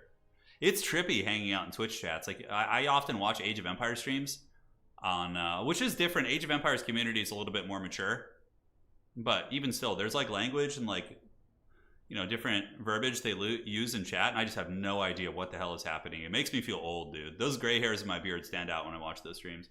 Turin, at some point, could you test the Changeling Historic? Not because of how good or bad it is, but check how the UI handles. Oh, yeah. Absolutely. You got to get it on with multi-streaming? Oh, yeah, maybe I could. Twitch chat feels like daycare. Yeah, it's something, all right. It's something. Used to be on Twitch when it was way more active per Warhammer. Yeah, Warhammer has never been big on Twitch. Age of Empires is reasonably big, but honestly, I just love YouTube. I like YouTube. Like the culture and the people we have here. It's like, I like it a lot. I haven't been on Twitch in years. There's some good Age of Empires streamers on Twitch. Like I like to watch like high level Conqueror players and like take notes on their builds. And most of them will be on there. I mean, on YouTube, there's some good Age of Empires. Like Aussie Drongo is really good. He does a lot of nice stuff, and it's fun to follow all that. Warhammer is for old people. It is. Yeah, Warhammer definitely is a bit of an older demographic, but so is Age of Empires. Like they're both older communities. Like the best players in the world for Age of Empires are like probably in their 30s. You know, whereas most competitive gaming cultures, like and even in StarCraft, which has, you know, some really talented older gamers, usually they're still younger, and like, you know, most competitive esports, they're young. Yeah. Who's your favorite AoE4 Twitch streamer? Ooh, I don't know. I'd have to think about that. There's a whole bunch I watch. I honestly will watch anybody who's like high level, and I'll just turn sometimes I'll just turn the sound off and listen to music. No, but there's some great ones, yeah. EGC TV is amazing. Those guys do a really good job. Yeah, they do a really good job. It's always fun. Yeah, the Grease's speed was fixed. Is your favorite streamer Turin? No, I'm not my own favorite streamer. I often get like I don't know, man. When I go to watch my videos back, like sometimes I'll watch them back to, you know, check for errors or make sure I edited the beginning or whatever. And I'm like, God, how could anybody watch this? I have like it's almost like yeah, I've always felt that way ever since starting doing YouTube and stuff. I just never understood. But I think that's pretty normal for people to doubt themselves and stuff. It's very, very standard protocol. Yeah. Anyways, subject for yeah, hearing my own voice is weird. I don't. It's something about it is very strange. Yeah, it is weird. AoE4 has some salt in its community and high level FFA, but that's fun. That's fun salt. You know what I'm saying? Yeah. All right, guys. So we're here. It's Skaven versus Warriors of Chaos. We have the greatest, hands down, Total War player of all time. You can go check his stats on Total Tavern and see how much of a Dark Lord he truly is. Professor Pone on the Skaven. Currently, he's 0-2 tonight, but he's having a bit of a rough run. He'll be back to win the tournaments in no time, I can assure you. Somebody in chat's like, WTF is that rap? Have you not seen Professor Pone play, dude? He's always memeing. And it's not even like, he's not memeing just for this to be funny. He's memeing because he's using alternative units because he enjoys it more, you know? He's not trying to like lose on purpose. He tries to win, but he just uses the most haggard units possible. And dude, he's gonna have such a bad time here. It's like, so you have like the most janky rat build possible here, okay? And he's facing off against like a super sweaty Warriors of Chaos build, like Festus with the OP Mutalith Beast, Nurgle Hero, just like all sorts of stuff, right? So yeah, it's very, very fun. Anyways, so talking about Pone's build, he's got a full front battle line of Death Runners, which Death Runners will massacre Chaos Infantry if they can isolate them and not get, you know, taken down by beasts or magic. Different, you know, different things like this give us max cringe. Pone says Nakamura. I love it. Oh man, so we got Eshin Triads in the secondary row. Obviously decent against large targets, but not going to be too good against a lot else. And Deathmaster, I mean, if Deathmaster can snipe Festus and the Rattling Gunners can kill any of the big monsters, Pone could certainly win this game. But this is going to be a very, very rough fight for the Skaven. If the Warriors of Chaos player plays his cards right, based on the army composition, he should win this pretty decisively. On the far side, we do have Knights of Immolation. They're really good against rats. The rats will sometimes bring Howling Warp Gale and knock them down and shoot them, but overall, their armor, their regeneration, their bombardment ability is nuts. Like, you can drop this on a Death Runner and do a ton of damage, but Deathmaster is going to want to maybe try and take down that Exalted Hero. So we get some Death Runners. Vixtrin's heading up to Objective 1 here. Currently, the only thing, guys, the only thing the Warriors of Chaos Army can see are these Rattling Gunners and this Warlock Engineer. Nothing else is visible right now. Nothing. So the Chaos player has no idea what's going on because all these units have stock. Pone does not want to take a head-up fight like this either. We do see the Immolation Knight sitting on the side looking for their prize as the Rattling Gunners head across. But it looks like Pone is just going to take a straight-up fight. Against Festus, against a double Mortis Engine build, dude. Do you know how bad that's going to be? Oh, God. And Pone needs to call out, like, some big guns here, like more machine guns. Yeah, and he gets Rattling Gunners, which is good. And now these Rattling Gunners going to be daka shooting away. And these happy little rats. I really wish, like, they would turn and shoot more efficiently. But, okay, all right, the big plays from Pone Dog. He gets the Howling Warp Gale, and now the Rattling Gunner is going to be teeing off and getting a lot of value here for sure. You immediately see the HP of these bad boys dropping down. And, oh, those are Natty Boobos in the back. Okay, so immediately the Knights of Immolation do get locked down. Very, very good. And they're able to move again, but not before they lose a lot of HP. Looks like a little bit of friendly fire. These Rattling Gunners can't quite get the angle right, so they're going to be taking down their beasties. But Pone needs to find a way to maybe reposition his army back a little bit. I think he's a little bit too far forward and get those guns to have, like, better angles of fire. So here, these are going to be... Oh, this is a decoy. So these are the Eshin Triad decoys. So Pone sends forward the Haggard ambushers, but now we see, is that a Hell Cannon from Warriors of Chaos? Oh my God, it's getting real janky up in here. So Hell Cannon in the back, it's going to be popping off and putting some good pressure in. Meanwhile, the Rattling Gunners are getting some okay DPS, but haven't gotten through the shields yet. Death Runner unit's going to move up, but that's a mistake for Pone. You don't want to send in the Death Runners. Granted, yeah, they will beat up Warriors of Chaos, but with Festus and a Mutalith Beast here, you're basically just going to want to fight wherever the Mortis Engine is not. So in the back, we got more Eshin Triads coming in. Warlock Engineer at the ready. High ground objective taken by the Rats. And here we are going to be seeing Death Runners attacking those Chaos Warriors, and they should win pretty decisively. Deathmaster's creeping. He's creeping, baby. Oh, yeah, where's he going? So it looks like some Triads do get onto the Mutalith Beast. Still going to have a bad time because of the Mortis Engine effect. But if Deathmaster can assassinate Festus, I mean, that is a game-winning play. It's basically just over at that point. The big Hell Cannon actually doing really good work. Actually does take down the Rattling Gunners, but the Natty Bubo Sharpshooter shooting away here, and look at this. A Flensing Ruin with Deathmaster anime combo. He's going to come in, do some weave shit here, and he does get the Karate Chop, and Festus is going to get wrecked here really bad. Flensing Ruin does a ton of damage, and now Festus is getting smashed up pretty good. And there is the snare as well, so the Deathmaster Sigil is locked in, and Festus the Leech Lord in really, really bad shape as the Triads continue prison shanking the Mutalith Vortex Beast. God, that's a bit of a tongue twister, isn't it? But, honestly, guys, Pone's probably going to win this game. You know, we didn't think it. Very sweaty chaos, but, you know, Pone's getting the better engagements. And if he can kill Festus, I mean, that is just game blouses. And now, without the support of the Mortis Engines, the Death Runners are going to do a pretty good job here against a lot of the Chaos Troopers. Although on this side, it looks like the big boys, the Doom Knights, were able to drag them down. Hell Cannon shots still going away, nailing those Eshin Triads. Value is heavily in favor of Pone. He really needs to make sure Festus doesn't come back here. He needs to hunt, and the Mutalith Beast is also in full retreat. Go, Pone Dog, go. Yeah, I know. It's pretty good. But Festus the Leech Lord getting shanked while the other big beast is going to be on the run. Machine guns here unleashing a full salvo into the hide of the Knights of Immolation. And on the side point, no objective has been taken yet. But the Natty Bubo Sharpshooters are certainly having their way with these Knights of Immolation, while the Erection Cannon in the back not able to get too much damage in. I suppose it did take down the Rattling Gunners, which is a nice catch, and 900 value here. But Festus is getting prison shanked super hard. He's getting shivved with the dirty toothbrush. And the Knight of Nurgle coming in to try and rescue his mighty champion, his mighty lord. But if Pone is really microing well, he should be able to continue force pathing and attacking Festus. But it would be worth it to sacrifice it, and that's going to be a tap out. Wow, GG! The professor is lecturing. Yes, and that's it. GG, Pone stock's going up. Yeah. That was really fun. His PhD is in poning.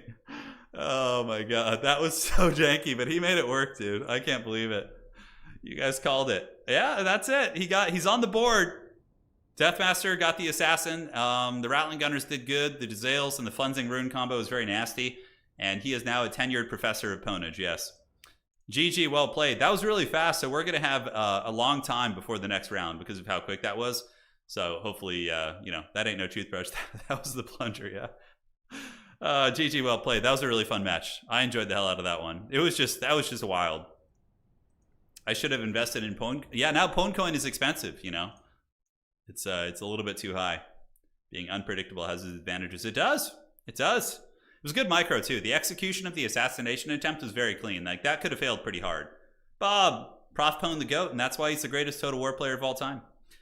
You know, forget Houseplant, forget Felcon, Voidlaws, you know, all those dudes. Soothsayer, you know, we found our GOAT here. The debate has been settled tonight. All right, guys, that was a lot of fun. So now we're gonna have a ways before the next match, because that was really, really quick. Not only did they build their armies quick, Subai is probably still picking his army right now. So Jordan says he smoked my Festus. Yeah, Jordan, he got a nice ambush on you. Don't worry about it, man. It happens to all of us. Everyone has to get pwned at least once in their life. Yeah, it was good.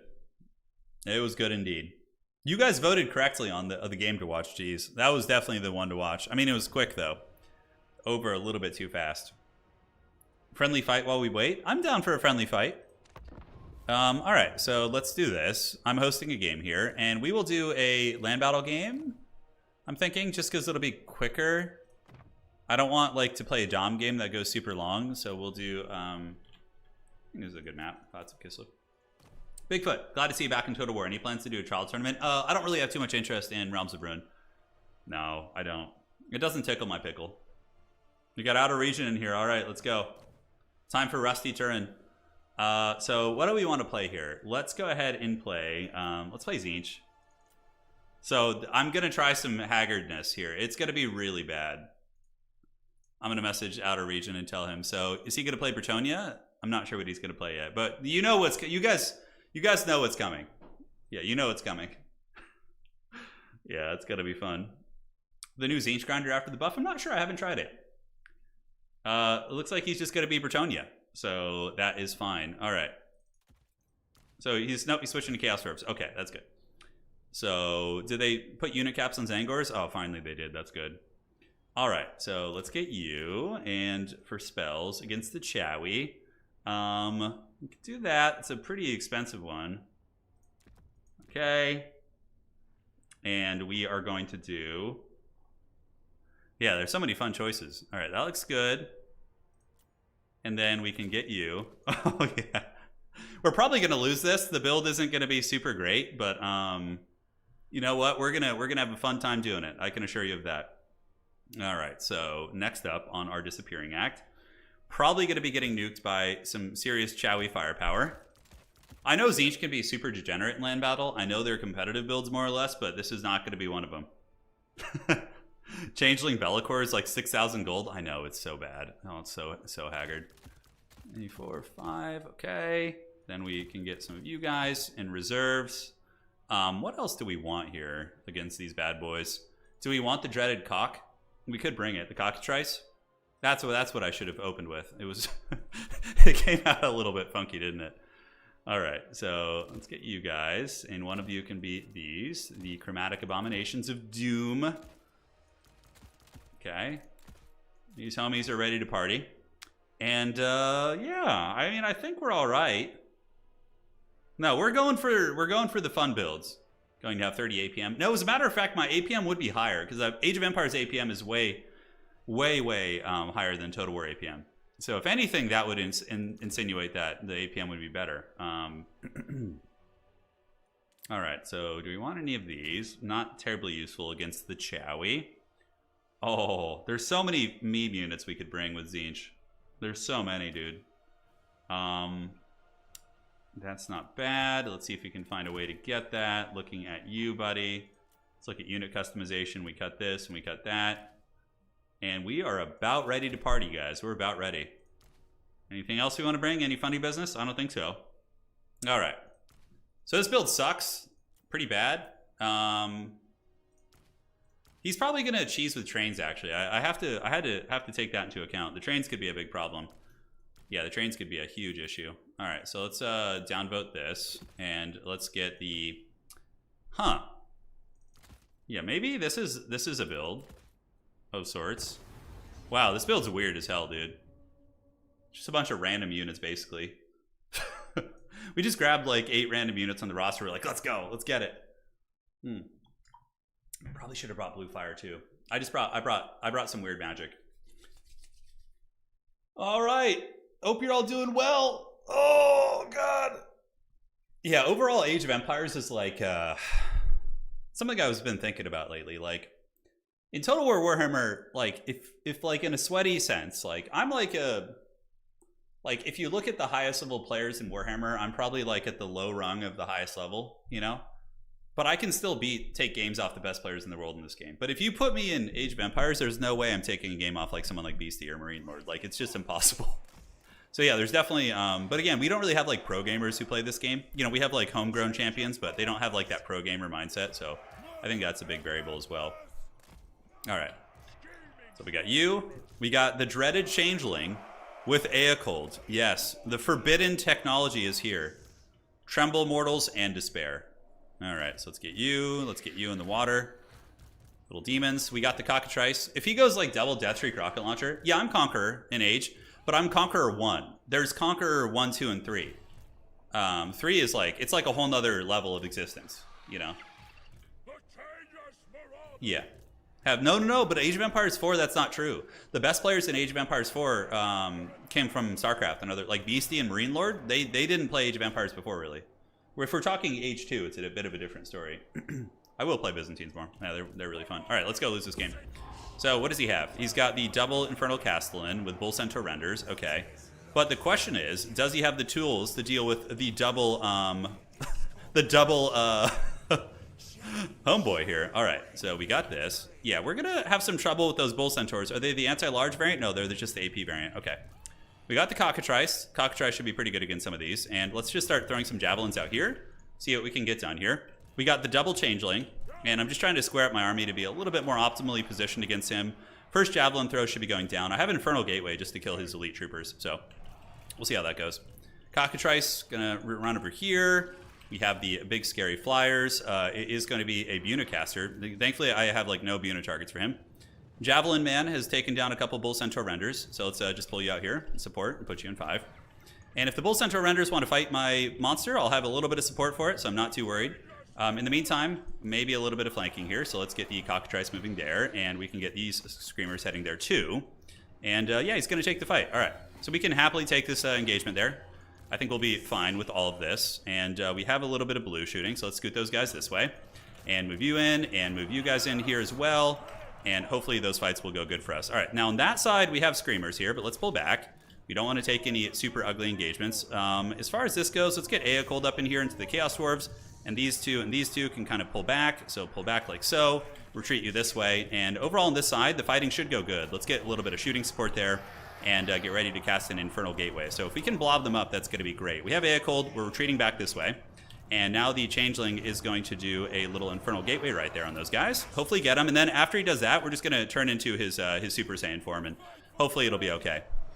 All right, so the Infernal Gateway goes down, and now we're going to switch him into Aecold and see how that goes, which is very, very fun in theory. It looks like a little bit of a landing force here, so we can do this. Let's get Aecold moving over to engage these Chorfs. Our fake Aecold, that is. And move you back, and just keep shooting here. Little Demon's going to get wrecked, but yeah, those Bull Centaur Renders probably going to have a bad time. The Cockatrice is massively debuffing their stats, which is awesome. And now we need to run back, get his shield regen. Let's move you, pull you guys back this way. Demons do get crumbled down, well played, but we have double Aecold, which is awesome. So yeah, we'll see how that goes. And we do have his Thorns Aura, so it comes with his different abilities. All right, so let's start throwing javelins here and get you guys to get ready to shoot there. We do fold up this position, so let's keep chasing here, pull you back this way. As long as the Screamers chase some of the Cockatrice, I think we're okay. Aecold, double Aecold is doing good, and we need to pull these Screamers back. We really, really can't afford to lose them. Okay, so we got more Chorfs coming this way. Let's get these Screamers going after this, and we get you ready to fight, and hopefully it will go fine. All right, so yeah, we got these big beasties in trouble. The double Aecold in time is going. I think it's time for a spell, although our Winds of Magic doesn't even have enough to cast, so we need to get you over here to help out a little bit. There we go, there we go. All right, so how's this looking? This Aecold is a champ, so we're going to get him on the Infernal Castellans. He'll start bashing them, and hopefully we'll do well. Those Bull Centaur Renders are doing surprisingly well. I thought they would lose that fight like decisively, but yeah, nice engagement there. How's the double Aecold looking?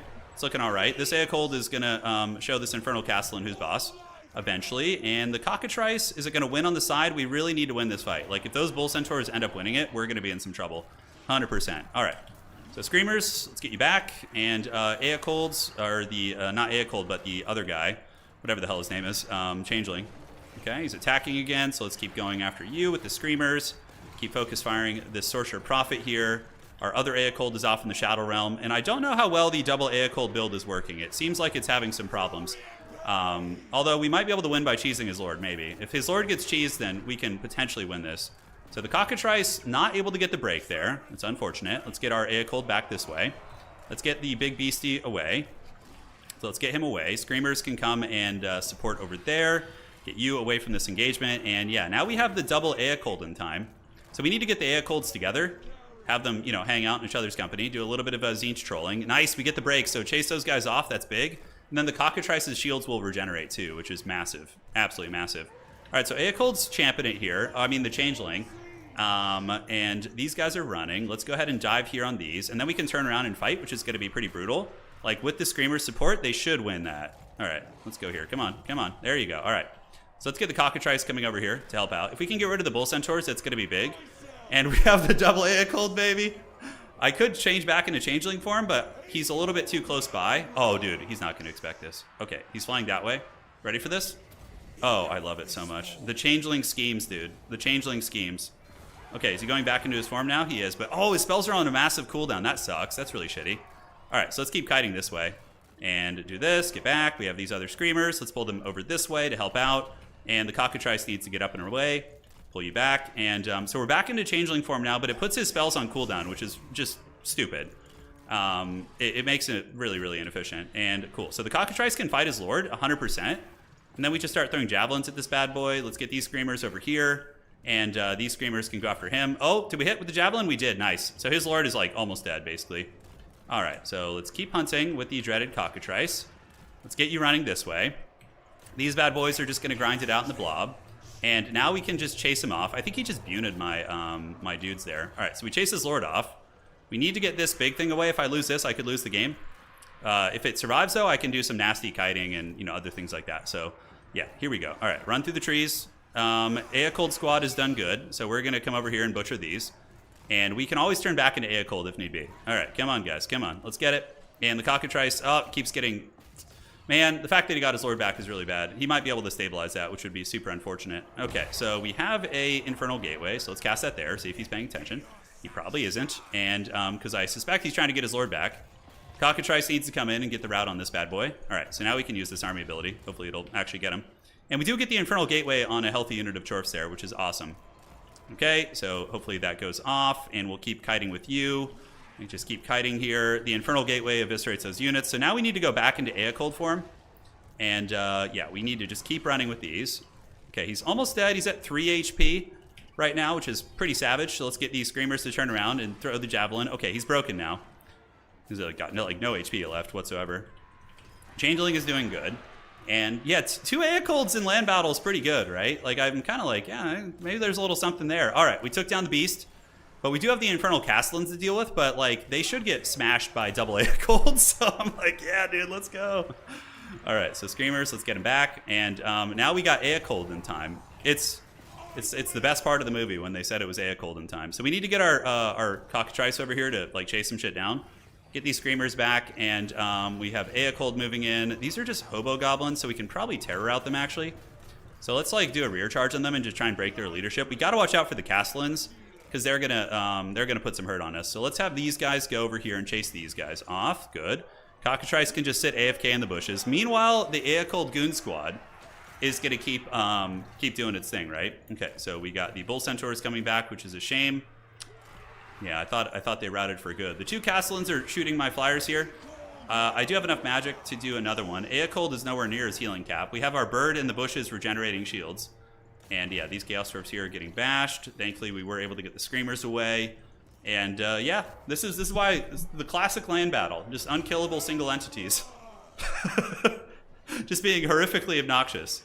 All right, so let's go ahead and start throwing javelins in a second, and we can have the Screamers chase these Chorfs off. That's going to be a better place for them. We can start throwing javelins into the Bull Centaurs here. And yeah, good luck killing, like, literally 2 Sigvalds. Like, there's no way he's going to be able to win this, I don't think. I could be wrong. Maybe some weird army losses, but I could also turn back into the Changeling and You got the thorns over there. Oh, that's so troll, dude. That is so obnoxious. All right, let's attack here. We're throwing javelins. That should get close to breaking the leadership on them. So, good. So those guys are broken. Let's get the cockatrice to chase them down. Screamers are chasing down these bad boys. So let's get these goblins. Are they shattered right now? They are shattered. Okay. And these chorfs can be chased down as well. All right. So it's Eocolden time. And, you know, classic land battle. Can't tell you how many land battle games I've had playing Sigvald back in the day, where it's just like some miserable ass like grind. I bet you Outerregion is wishing this was an objective game so hard right now. He's like, oh, I'm too weak. Help me. My guys are just nowhere near their healing cap. Oh, God. The round's done? Sounds good. He just leaves. Oh, my God. That's so funny. Yeah, Colden. Yeah, well, maybe we'll cast that one later. That was really funny. All right, guys, let's move on. GG, well played. Yeah, that's pretty funny, actually. That build is pretty foul. He says that's pretty horrific. Yeah, double Eocold. And because when the Changeling gets damaged, he can just turn back into Eocold and heal, like to full, and then he can go back to Changeling form and just keep rinsing and repeating. It's pretty funny. In land battle, that's foul, but I don't think in Dom it'd be that good. Adri says classic land battle pain. God help us. I know. Just watch the top land battle players tomorrow are going to be using that in their builds. All right. So 1, 2, 3, 4. All right. Everything is done. Let's advance the Swiss. Literal Jedi Master in the Padawan. I know it was. It truly was. It was very Star Wars. All right. Next round's up. Tourney round is there. And here we go. All right. Round up. All right. Good luck. Have fun. How did the cockatrice do? It did good. Yeah, cockatrice is really solid. I bring it in land battle. It has an AoE debuff, and land battle tends to blob more, so it's going to be better. But it gives you a tool to kill enemy characters and also to dive artillery. So like if they leave their backline artillery undefended, you can fly a cockatrice and a screamer back there, and you can pretty much take on anything the Chaos Dwarves would leave to defend it, except maybe like some elite infantry or something. But yeah, it's not bad. Hey, I got you, Wombo Combo. I got you, man. The good times, they're here. Yeah, cockatrice got 1,000 value, which is good, and it still had much more to give too. It was good because it was debuffing the bull centaurs the whole time too. So like all during that conflict, the petrifying gaze. So all nearby bull centaurs were losing melee attack. Really, really, actually quite good. All right, so let's go over here. Let's find a game. So let's see who's playing what. Let's see what matchups we got. Subai versus Ecos. Did Subai lose all his games? He's got 2 wins. Oh, okay, but Ecos, did he win his other game? That's weird that he's playing him again. That's strange. It matched 2 players up again. It can sometimes happen if the system thinks it's the best. Or not thinks, but you two have closest score still. All right, so let me look here. 1, and then he won, lost that game. But Subai has, all right, so 1 second here. So do we have, map is the Lost Isle Colony, by the way. Map is Lost Isle Colony. All right, here we go. Are you sure you weren't playing Nurgle? Dude, Tzeentch is the most disgusting land battle faction. They're so stupid. You can just like basically cheese the rules and kite with your shield healing. Just like they're just so degenerate in land battle, Tzeentch. That like domination is like the saving grace for Tzeentch. Because their shield, like you could just abuse shield regeneration so hard with them. It's pretty nuts. All right, so how are we looking here? So currently Outerregion is undefeated on Kislev. He is going to be playing Stingers this time, I think. So this is the top match right now. I become Eocold, the destroyer of counterplay. Yes. So we have High Elves versus Kislev. This is actually a matchup that I think used to be pretty favored for High Elves, actually. The map could have a big variable into this, like the Eastern Isle Colony is a bit of a choke point map, but yeah, it's Eastern Isle Colony. I know, I mixed up 2 map names. Yeah. There's a 120-second change timer back. Yeah, so it takes a bit to change back and forth, which wouldn't be as good in Dom, but in land battle, you don't really care as much.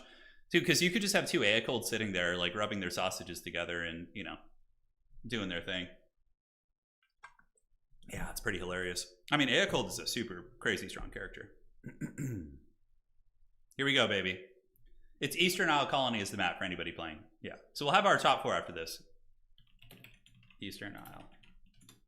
Okay, I messaged you guys. Looking good.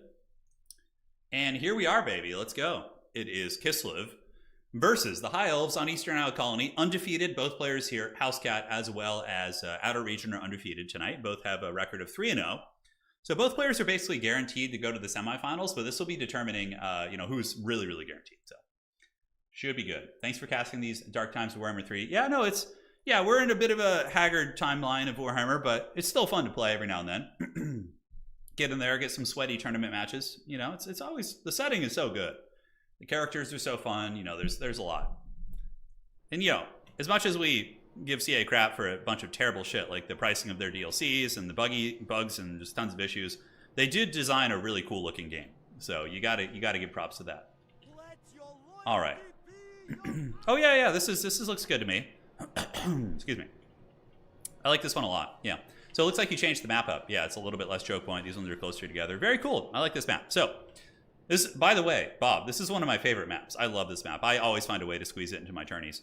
So taking a look here at the army of Outerregion, it is going to be armored Kossars, backed up by armored Kossars, a couple basic Kossars, no Akchinas. Like pre-DLC, this would have been party town for the Akchina ambushers, like big AP, stock, nasty. But now you're not seeing them as much. It is going to be 2 heavy war sleds for Kislev. Very strong units with a Patriarch on foot and an Ice Witch of a Blizzard, which makes sense against static High Elf Archer and melee positions. This is going to be a very good spell, so Blizzard is certainly a good take. Now, on the other side, we do have the High Elves, which are going to be White Lines of Crace. They're super good against Kislev for 2 reasons. Number 1, they have high missile resist because of their Lion's Cloak, so if they're getting shot by peppering fire, they don't really care that much. And on top of that, they have really good armor-piercing stats. And their stats get even better once the game starts because of martial prowess. So they'll actually have 40 melee defense and 38 melee attack, which is crazy good. White Lions are an awesome unit. Very weak to sleds, though. Like, the heavy war sleds can definitely crump them pretty hard. We got a Mage of Life here. Mage of Life is going to be chilling out. We do have the Dweller's Blow and Awakening the Wood. That's what she said. Emmerich is going to be here with his Breath Attack and his Horn to make the White Lines of Crace fight that much better. And that is basically going to be it. Pone said this is a map I dumpstered Super Child. Oh my god, yeah, that was a classic game. One of the great games of all time. Yes, indeed. So yeah, Emmerich can do work here for sure. If he has access to healing and regrowths, which I assume he does. Awakening the Wood, no healing. Whoa. And by the way, Life Bloom got nerfed. It now has a shorter duration. So it used to be 0.5 or 5 seconds. Now it's 4 seconds. So it's not quite as busted. I think this is maybe a misplay. I think he misclicked. The fact that he didn't bring a heal for Emmerich seems really strange, because Emmerich is just a glutton for healing. Like, he can get focused down by pistol fire and all that kind of stuff, so it could be tough. Last question here from chat before I focus on commentary. Pone, you going to do any games with Old World? So, unfortunately, Pone lives across the country, so we won't be playing Old World unless he decides to, play in, we meet up out here or something, or I meet up out there, but sadly not. It would be a lot of fun. All right, so we see the sleds coming in. It's going to be heavy war sleds cruising across. And yeah, I think he forgot to bring healing on Emmerich, which could be honestly a big deciding factor in this game. However, like, he's still going to be even if he loses this, he'll still be 3-1, so his odds of making it to the next round will be really good. But yeah, we'll see. Kislev are going to be cruising up. They have their elite wall of angry Slavs. Here they come. We have the armored Kossars and the Ice Witch, as well as the Patriarch, who's going to be rattling his little lantern there, whatever the hell that thing's called, and dropping some fat heals on the boys in the front line. So here it goes. Sleds trying to contain the advance on the other side. Heavy war sleds, amazing. They can do a little bit of counter skirmishing against Reavers with their high armor values. And yeah, with 130 armor or 110 armor, they don't really care much about the Reavers poking them. Not going to make a huge difference.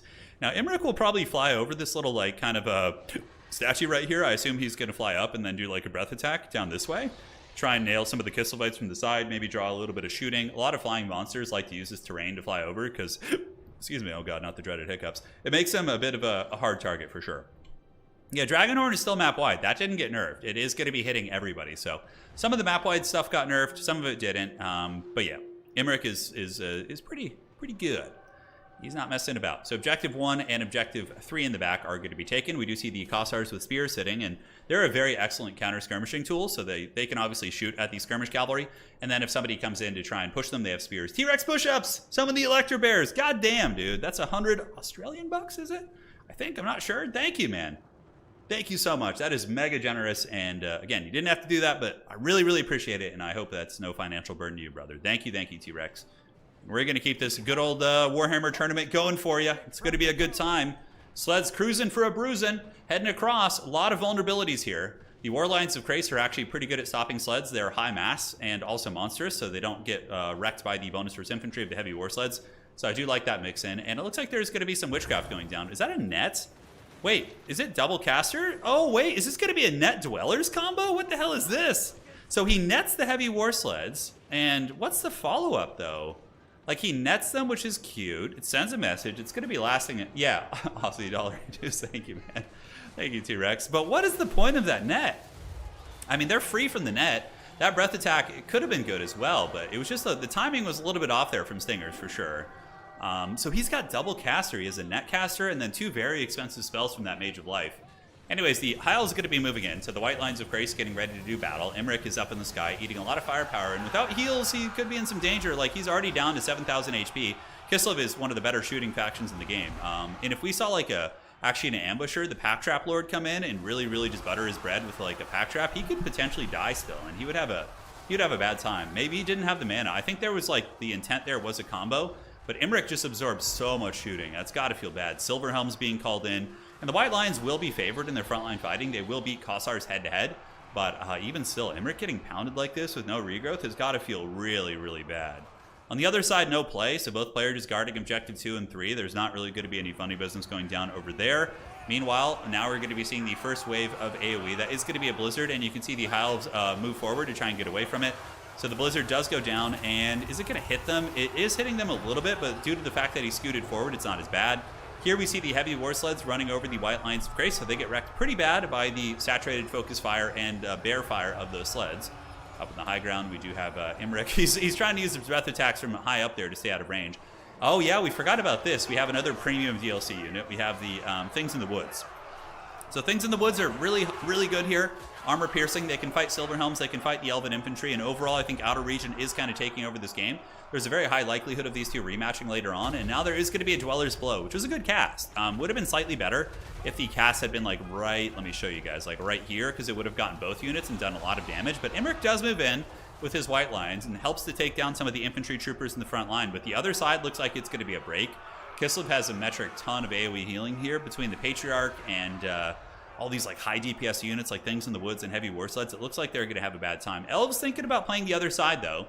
We do see some Silverhelms defeating these Winged Lancers. I'm not sure about the nature of the fight, but Silverhelms head-to-head should actually defeat Winged Lancers. They just have better stats and more armor, so it's typically going to be better for them. Although the charge bonus of the Kislevites is slightly better, the Elven Cavalry are no joke, and we do see the Winged Lancers get folded up here. However, I don't think the Elves are going to be able to get Objective 3 easily, and it kind of looks as if this game might already be in the bag for Kislev. The Elven battle line has been completely folded up. The heavy war sled, the nasty blob of doom, and Emmerich not having healing kind of takes away what I would perceive as like a comeback chance.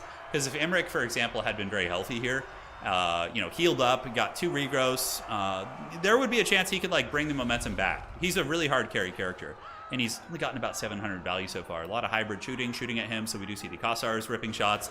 Heavy war sleds most certainly going to be given a attack order on him now, and yeah, he's going to be paying the troll toll for sure. On this side, Winged Lancers still losing the fight. We do see the Dragonhorn, the Vuvuzela of the gods going down.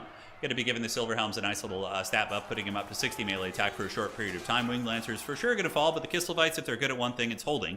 And even if they do lose this fight, the back objective 3 is adequately defended by the Kossars of Spears. So not going to be too many issues for that. Hey, thank you for the donation, Star. Really appreciate it, man. And it looks like your wishes are coming true as Kislev does continue to take over this game. We see a couple of units of Reaver Cavalry coming up, but the objective firmly under the control of the Kislevites. More and more heavy war sleds going to be cruising up, and Emmerich is on the run. I think for getting the regrowth was a big one, I don't know if it was like he did forget it, but I suspect that this was supposed to be a regrowth, this Awakening the Wood. The Dwellers, though, is also just a bit of a janky spell. I feel like it's okay. I mean, let's look at the value we got. Only 400 value. Like, healing Emmerich would just be so much more cost-effective than spamming healing spells on your White Lions and your good healing. So Babushka got some nerfs. Babushka got some big nerfs. Ammunition, HP, she doesn't double shoot anymore, so Babushka is probably fair now. Mother Ostankya. I don't think she's like Imba anymore. Although I haven't had the chance to like see her in action too much. So yeah, all in due time.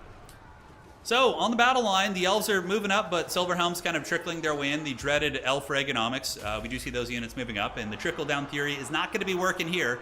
That is for damn sure. The back wing lancers hanging out, and the heavy war sleds are just eviscerating everything. And the amount of healing Kislev has done, just crushing. And that's going to be GG well played. That was brutal, dude. Now, there's plenty of ways that the High Elves could have... The build was just weird. The magic allocation and the not having the healing for a centerpiece like Imric, that can't have been intentional. And, you know, Outerregion is a top-tier player, so he's going to be punishing you for those kind of mistakes. So GG well played. On that note, Outerregion is pretty much guaranteed to be advancing to the Grand Finals here. And yeah, really should be good. Should be good indeed. All right. Perfect. GG well played. So taking a look at the value for the Kislev army. Sleds probably did a lot of it. Yeah, 900, 1200, very, very good. Other kind of supporting pieces, we didn't see the Bear Riders. Things in the Woods came in and did well. For the Elven army, not a whole lot got the shine. Some of the White Lines did good. I almost think like an elite Phoenix Guard box could be good here. Like kind of just having those halberds, those poking sticks. Give me Poland in AoE 4, I know. I hope they add Poland eventually to Age of Empires 4. That'd be fun. That would be a lot of fun. All right, so checking the website. That was a pretty decisive game there between those two champs. And we will look and see. Let me refresh this. I assume some of the other games are still in full effect here. All right, so here we are. So Outerregion has defeated Stingers. Hadries and Platypus are duking it out. That is Ober Kingdoms versus Wood Elves. This is going to be determining who gets top 4 also. I think Platypus might have lost last round. Yeah, he lost to Outerregion. And then Subai and Ecos, that could be a determining match as well. Professor Pone, I think, has only 1 win so far. So I don't think he has any chances of making it. I believe he lost in the first round and in the second round. Yes. Serkia has won. Let's see. So I believe Serkia lost the first, won the second, and I think lost here. So Serkia has no chances, really. Okay, so taking a look at the signups here. Outerregion and Stingers basically guaranteed in, and we have a duel between these players with Hadries and Platypus, and Subai and Ecos to kind of determine the odds of who are going to be taking those 3rd and 4th spots. So what's going on with Company of Heroes 3 these days? Yeah, it's all right. You know, I don't enjoy it as much as Age of Empires or Total War, so for me, I'm not going to cover it. It's fun. You know, it's a fun game. And they're certainly improving it slowly. But it just feels like one of those weird RTS games that's not going to get long-term support. Just going to kind of fall off and just be kind of an afterthought. That's kind of how I felt about Realms of Ruin. Whereas like Age of Empires, you know that the Microsoft money is behind that. And Microsoft has been supporting Age of Empires 2 forever. There's DLCs coming out still for that game. So I that's why I like am enjoying Age more. One of the reasons, I suppose. Is Lightning McGreasus? He's not fast anymore. There was a hot fix that fixed that. So he is no longer the dreaded Trackstar of old. Yeah, I wonder if he's like redoing his build right now. Yeah, see, he's like re-scheming his build in case they play again. Yeah, he's switching it up. Yeah. Imric isn't bad there. He's also a big target. You know, Action Ambushers, the RORs are still really scary. Like, yeah, they have their armor piercing nerfed and some of the other elements of their shooting, but they're really, really a good unit still. So looking at Kislev here, we have the RORs. Like these are, in my opinion, an auto take. The fact that, yeah, sure, they lack AP now, but they have 3 snares that have a 100-meter range. That is super broken. Yeah, Nakamura nailed it on the head. CO3 support exists and is long-term, but it's very minimal in scope, yeah. Yep. And looking at the rounds, let's see if we're ready to advance to the top 4. Some players are wrapping up their games right now. That was like a medium-length game. It wasn't like super short. It wasn't super long. But yeah, Axinos are still very good. Mother Stank did get nerfed a bit. Her HP didn't end up getting nerfed, though. Did they nerf her ammo? I think they did. She's still really good. I know Goulash got nerfed, which is weird because it wasn't even that good. Maybe it's more of a land battle thing since Goulash has infinite charges. That's probably what it was because people were probably abusing this in land battle pretty hard. Anything that has infinite charges in land battle can be really toxic. And yeah, Mother Stank in land battle, you have infinite Goulash, infinite bear launcher. And this bear launcher ability, if you guys haven't seen it, it's not a joke. I'll show you right now what that's all about. So we're going to get some dwarves. So let's get you, and let's get some hammerers, for example, right? And we're going to take Mother Stank in there, and I'm going to show you what the bear launcher can do. It's very janky and inconsistent, but if it can hit its target, it can do work. It can do work. No, Greasus has been fixed. Yeah, that was clearly just a data table entry, Greasus. They just put an extra 0 when they were trying to buff his movement speed to 40, so Yeah, because he needed that. He might be better now. Greasus could be slightly more viable. I mean, 40 movement speed is pretty quick. It's pretty quick. All right, so let's see if this goes. Yeah, the Bear Nuke is worth it, I think. Because you don't use it at range. You use the Bear Nuke when you're in melee with somebody, and it just like nukes that unit. Chaos Dwarves are doing a lot better. Yeah, the cost reductions to their characters are pretty substantial. They're pretty substantial. Yeah, I think it's a good direction. They did listen to our changes for Chaos Dwarves for the most part, which is nice. And the trains are still really good. You can go super wide dwarfs and have success. The Bear Nuke, oh, it has tracking now. Really? Are you sure? If that's true, let's try it from a distance first. We're gonna try the Bear Nuke here. If it actually has like some seeking properties, that could be way stronger. All right, so we're gonna shoot. Let's see. Oh wow, that's really good. Yeah, like so you can see in land battle, you could just be doing like a kiting build and just running and just having infinite charges of this while barely obeying the attacking rule. You know, like barely obeying the attacking rule with like one skirmish gab unit. Just be like, oh yeah, look, I'm attacking you, dude. And then you just keep running around with this bullshit and like spamming it. And that's like, with tracking is really good. Yeah, that's really busted. Because like that's like 25% HP off this guy.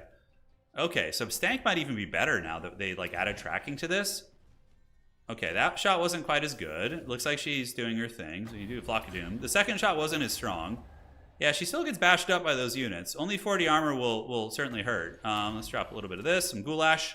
Grandma's Goulash will heal her up. Yeah, that doesn't seem to be too strong. But oh my god, like Stank kiting builds could be very, very powerful.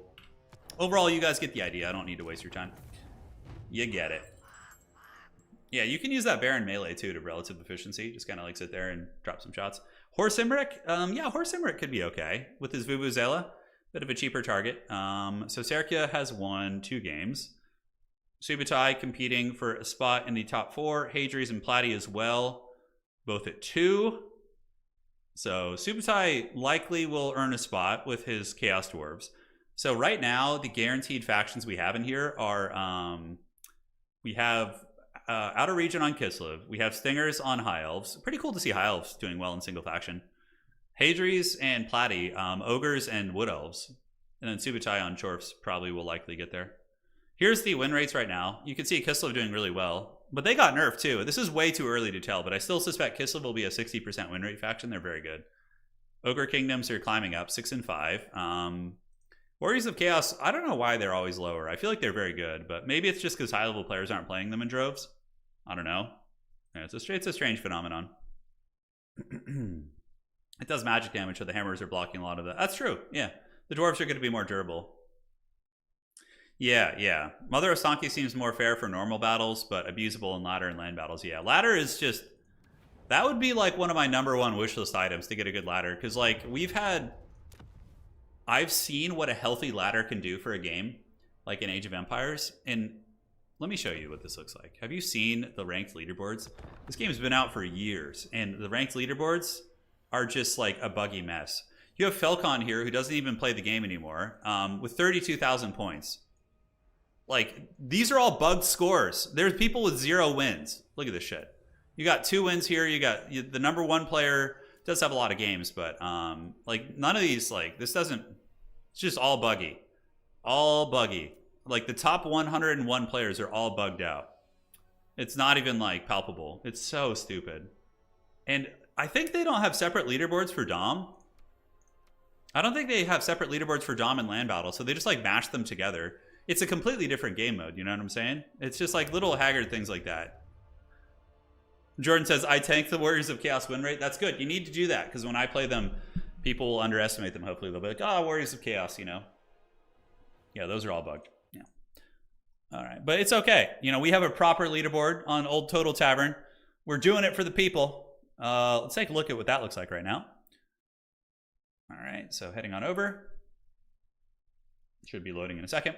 Yeah, Tim is currently the #1 ranked player, Serkia #2. So you can see our leaderboard here. This is a proper leaderboard. You can see the cool avatars of all the players, and yeah, lots of fun stuff as well. Yeah, I'm still there. Haven't played in a while, but that's cool. All right. So tourney. It hurts your soul to see that. I know. Yeah, it's pretty awful. 2 games left to finish. Subutai defeated. So Subutai is currently the #3 ranked spot. Platypus and Hadries are duking it out for the position right now. So whoever wins between these two is going to be qualifying here. And Pone and Forex appear to be having a duel of fates there. Yeah, so this is the big deciding game right here. Whatever's going on right there. Yep, you can see the top 4, Outerregion, Stingers.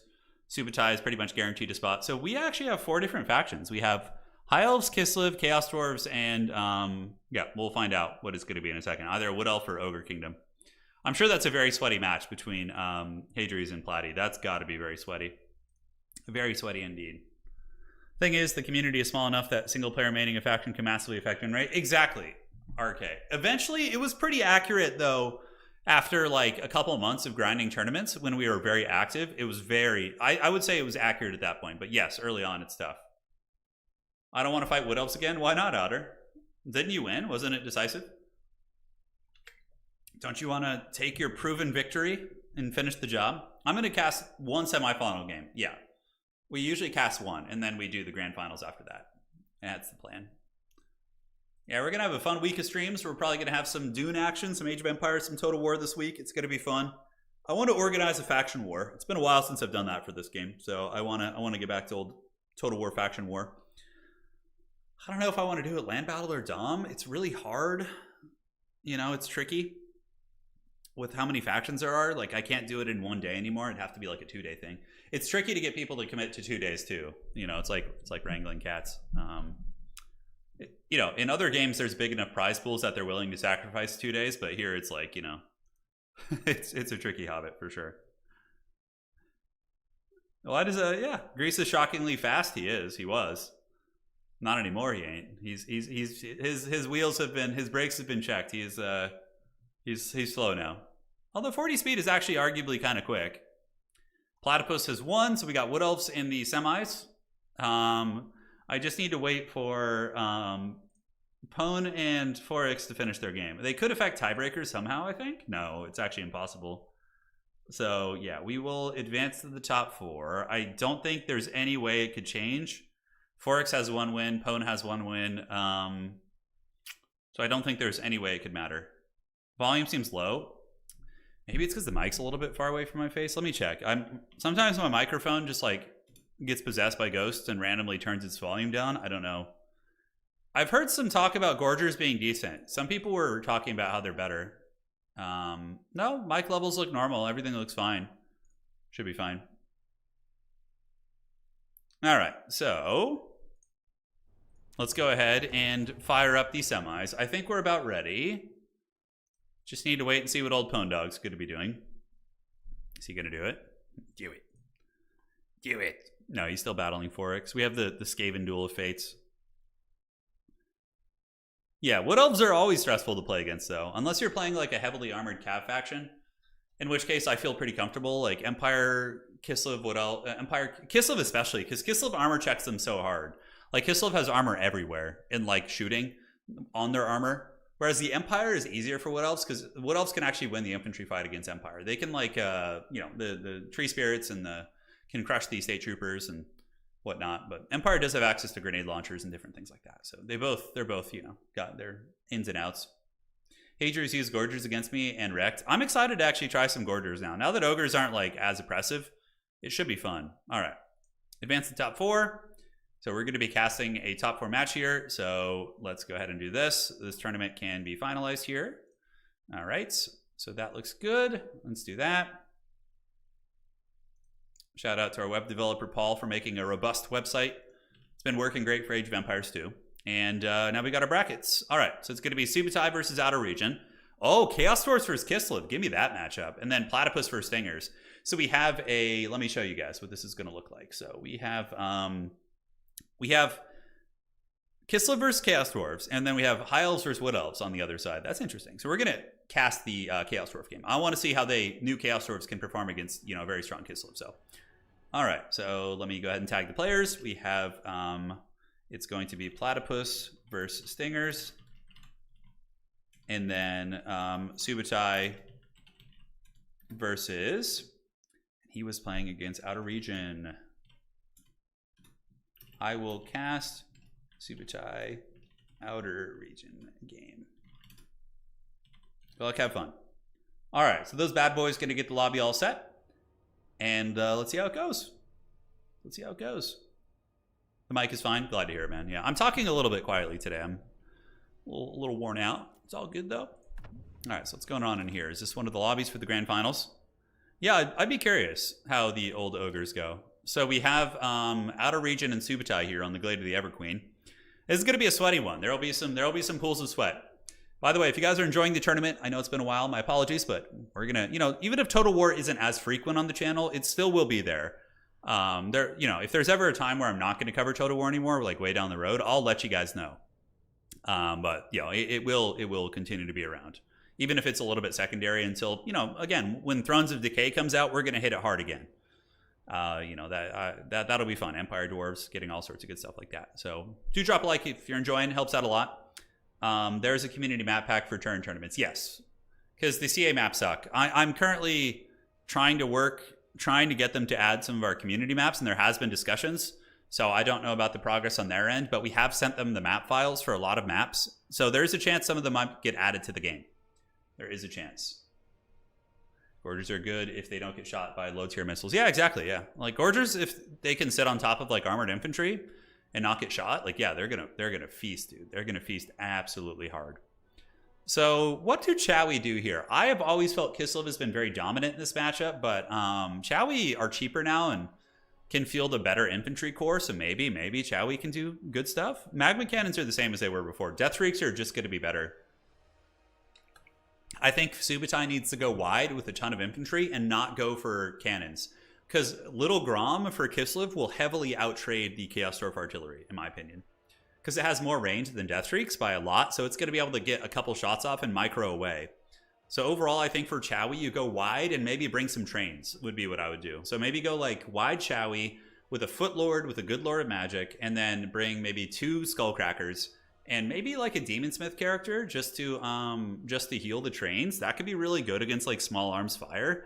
So yeah, that would be the direction I would go here, but we'll see. We will see. Does the map pack get auto updated with the game? So yeah, it works fine for me. It says it's out of date right now, but it works totally fine. It's just because of the hotfix that just happened, but our glorious community member Waka Waka does a great job keeping all that up and adding new maps all the time, which I'm going to explore the new maps and try them. But look how many awesome maps we have. Like so many of these maps are so fun and so interesting, and like look how big. And we got a bunch of new ones down here too. I need to try some of those out. I haven't had the chance yet, but yeah, we'll get there. Yeah, Doom Wheels suck. They need a buff. We had a cost reduction for them in our patch notes we gave CA. It was a decent cost reduction. It would make them viable, I think. Can Chowie park their Death Shrieks behind trees? Yeah. If it's like that takes a lot of positioning, and on this map, I don't think it'd be possible. Maybe there are some hills on this map. Maybe with some really good planning you could, but I think it's hard. I don't think it'd work. Pone, is that your high school football? I crushed Humanized Chowie with Norska. Crushed, dude. In all caps. It was a fun game. Doom Wheels are fun, but they're a little bit janky. Yeah, we got a lot of maps. How you doing, Sir Nicholas? Hope you're doing well, man. Thanks again for all your help with the 3D printing stuff. We've been preparing for the old world. Maps almost never break when CA patches the game. That's good to know. One person doing more work. I know. Well, I honestly think there's maybe like 2 or 3 employees at CA who like work on like battle balance and multiplayer, and I think like maybe like half of them, 1.5 of them, actually will act on the multiplayer stuff. I just think they're understaffed, and I've met some of the developers from CA, and they're cool people. Like they're really cool and talented and smart. I think a lot of the issues that CA runs into are with higher ups. I think like the higher ups and the managerial like levels are just really what kind of give us the dirty. Yeah, that'd be my guess. Empire vs. Tomb Kings with 2 Luminarchs. It could be good, but the problem is if the Tomb Kings go wide and just hide their lord in the bushes, then you're going to probably lose the game. Yeah, 1 Luminarch against Tomb Kings is doable, but Ushabti Great Bows counter it very well too, so you have to watch out for that. Good news is with the nerfs to Ogres, they're not really stupid OP anymore. Yeah, the changes in this patch are good. They're good. Because, why they're good is because the changes came from the community. Like all of them. These are all community changes that we submitted to him. We basically got top 16 players in the world, gathered them together and gave them a bounce document. And then I got a bounce document from the land battle folks too. some of the top land battle players and rules organizers, and we submitted that to them as well. So it's like a combination of those two documents. Yeah, that one wood will scar for life. Yeah. So ogres are allowed in tournaments again? Yeah, they are. Yeah, they're still bugged, Nakamura, in the sense that they're still bugged in the sense that they are immune to being knocked over. So ogres cannot be knocked over and they can't be staggered, which is a massive perk for them.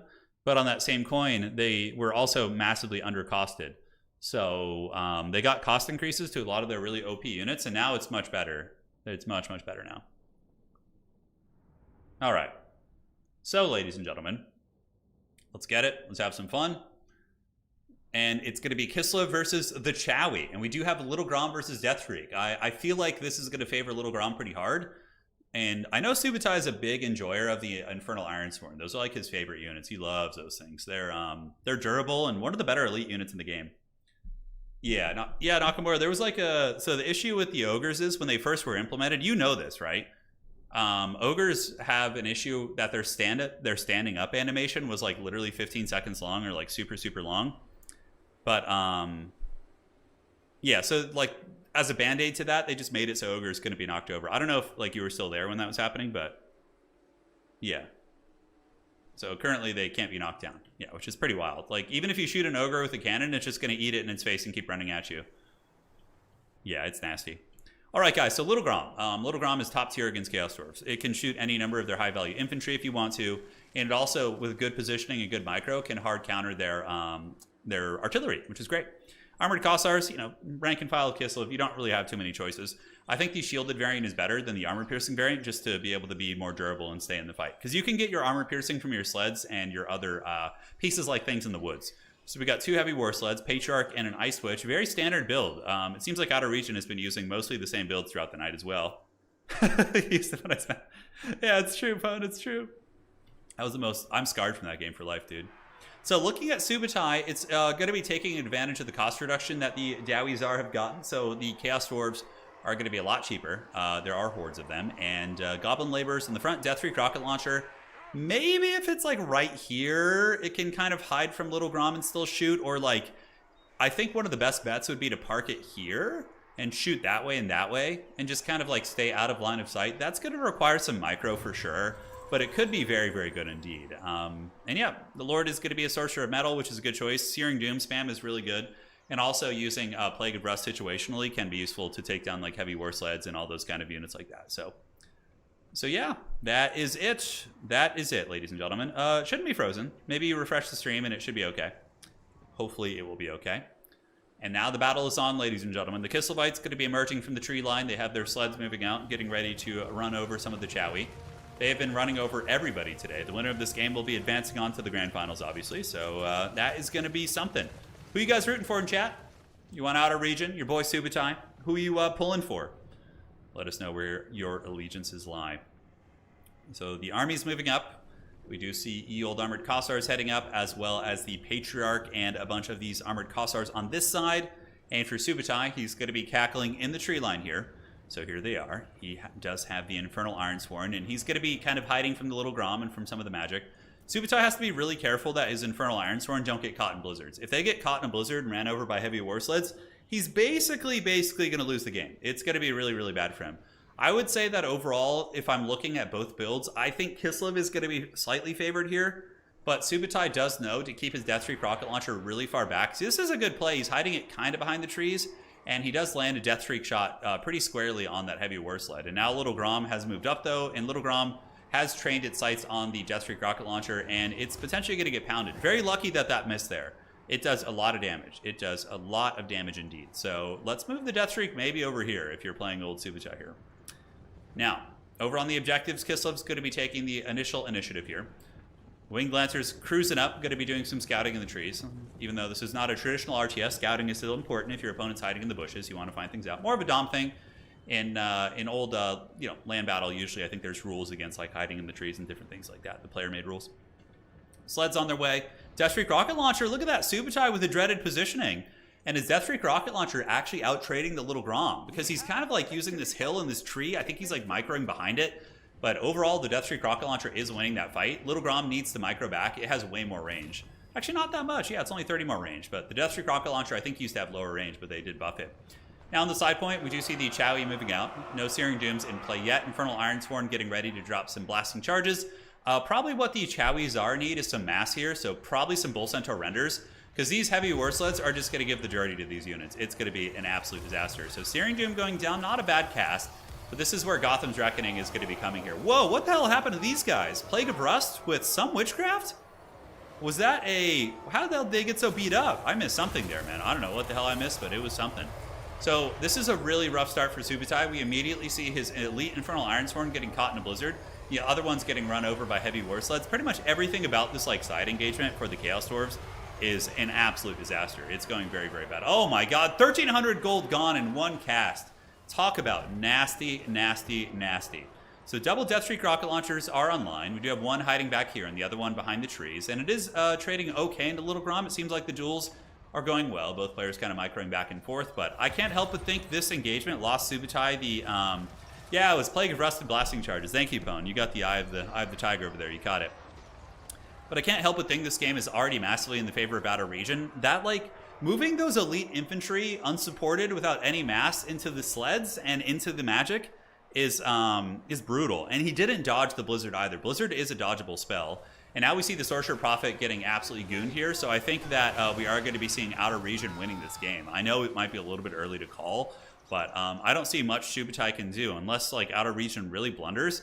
This was a catastrophic engagement over here. The Blizzard, the heavy war sleds, the fact that there was no mass to stop the sleds from just having their way with the elite Chowie infantry, just so many things went very rough. Now, taking a look at the other side, we see the Deathstreak rocket launcher trading into Little Grom, and they're having a bit of an even fight, it would appear.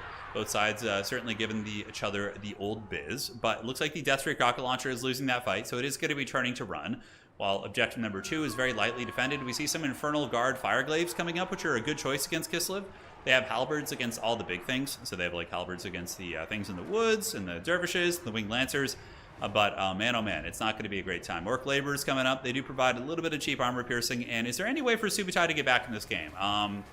His Lord is in the bushes getting absolutely just chopped up. We do see 8 leadership on that bad boy. And also the Goblin Laborers here are getting gooned. The Chaos Dwarf Troopers are doing well, though. We see that. Like the cost-reduced Chaos Dwarf Warriors are holding their ground and surviving. But the back objective has been ninja'd as well. And now we see the things in the woods going for the kill in the Deathstreak, which is going to be very cost effective. Now it's at negative 17.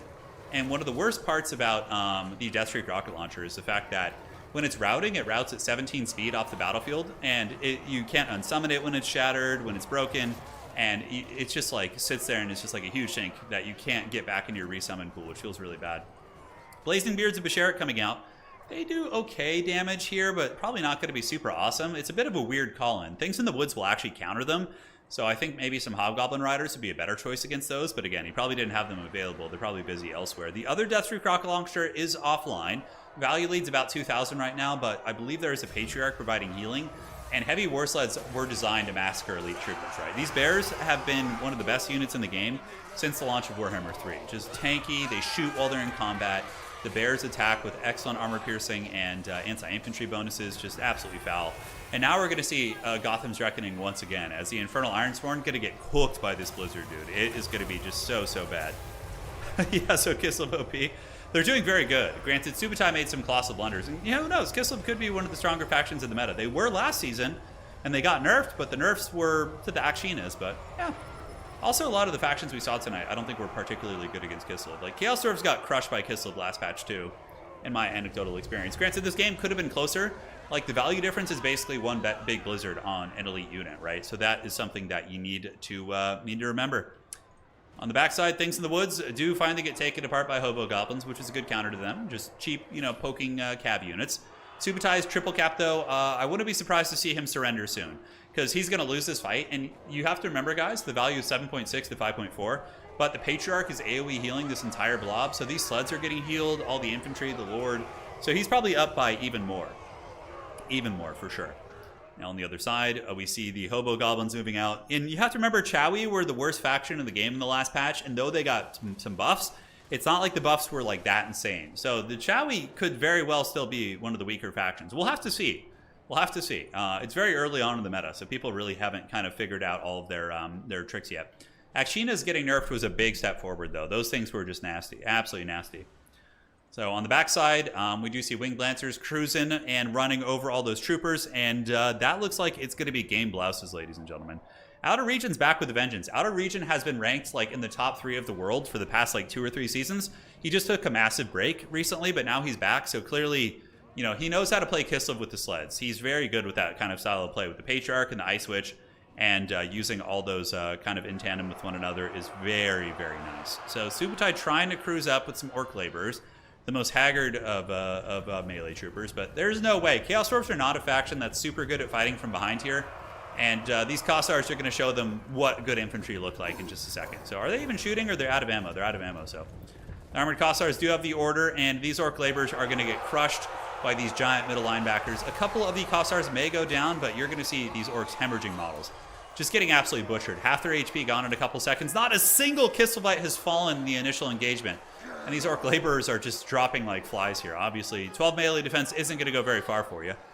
Ultimately, 3 Kossars do fall, but Winged Lancers coming across, and yep, Subai, he just doesn't know it's over yet. It's like that scene in Gladiator. You remember when they conquer the I believe it's the Germanic tribes in the beginning. He's like, Caesar's like, is it Caesar? No, it's not Caesar. Well, I'm just totally blanking right now. I'm focused on the commentary, but he's like, people should know when they're conquered. Yeah, this is one of those moments where Subai should probably know that he's been conquered. This game is decisively over.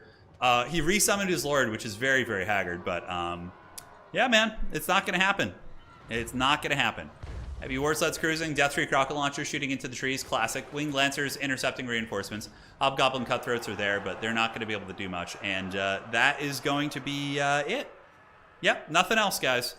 I'm doing this long enough that I can tell you this game is for sure over. Kossars are pretty massive. The Orcs are probably bigger overall. Let's look. But the Orcs are like hunched over. They're not standing up straight. Like, I think the Kossars might be a little bit smaller. Yeah. They're similar in size. The Orcs are definitely broader. They're like wider and more muscular. But the Kossars are like, might be like, yeah, they have a more like upright posture. Yeah, more upright posture.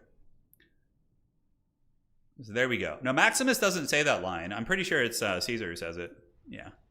All right, guys. So Outerregion going to be claiming victory, going on to the grand finals. He's very clinical Kislev play tonight. Very clean, very few mistakes. Like, he's playing very well. Subai made some colossal blunders in the beginning, which probably cost him the game. He lost his lord instantly, and his 2 elite units got isolated and killed. So that was pretty much it. So that was it. GG, well played. Yeah, they're scrawnier orcs, to be fair. Yeah, those are like laborers. They're not treated well. They're not like, you know, black orcs or orc biggins or anything like that. So Quintus says that line. Is it Quintus? Okay, thank you. Yeah, Quintus Maximus is the lieutenant who says it. All right, thank you. We're forgetting all that. So turn T grand finals. So host game as a spectator, and let's see what's going on, man. Let's see who's going to be in here. We got our boy Outerregion. Well played to him. There he is. So final zombie, and we don't know who is one on the other side yet. Let's refresh this. Subai brought a basic lord. Yeah, basic lord, like a sorcerer prophet on foot. Who are the Kislev counters this patch? I don't know. Kislev, their win rate wasn't that crazy before tonight. Like, Kislev was losing games in several of the tournaments we've had this week, but now they're shooting up to one of the highest win rates because Outerregion just won, what, 4 games with them? 5 games? So before tonight, Kislev's win rate was 50%. But Outerregion just, you know, brought him up to 71%. So it's too early to tell, but they had lost games to Wood Elves, Skaven, and obviously Kislev, and Ogre Kingdoms have beaten them too. So, yeah. All right, so the game is on. Let's go to domination mode, and the map for the tourney is going to be... Yeah, I'm curious about Greenskins. I want to explore their meta a little bit and try out some builds. They're probably not going to be that strong because they really relied on Wurzag, but I think they got some tools, man. I think they got some tricks. All right, so description in the grand finals is going to be the Imperial Road, a great map. A great map indeed. All right, so Outerregion, it's Kislev versus Wood Elves again. Platypus is back for revenge. He did lose earlier to Outerregion, so Outerregion kind of maybe knows his playbook, but also Platypus is going to have time to adjust his build also. Yeah, Dwarves and Cathay were pretty damn good against Kislev. Yeah, and they probably even counter them now. I would say Dwarves might be good against them. Yeah, like Slayers in tandem with like good stalwart units and Thunders and Cannons and different things like that. Forgot that Wurzag got nerfed pretty hard, which he deserved. He was bullshit how strong he was. Like, yeah, just on the greenskin roster, he was a problem. Like, we still have map-wide buffs on like High Elves and Slanesh. It's not as bad there. But on greenskins with the WA and also with like the cost efficiency of squigs and other things like that, it was really broken. Because the only thing that a lot of like greenskin cheap units struggle with, they hit hard, but they had bad melee attack. But with Wurzag, it's just like, oh, dude, let's go. Yeah, Wurzag got nerfed.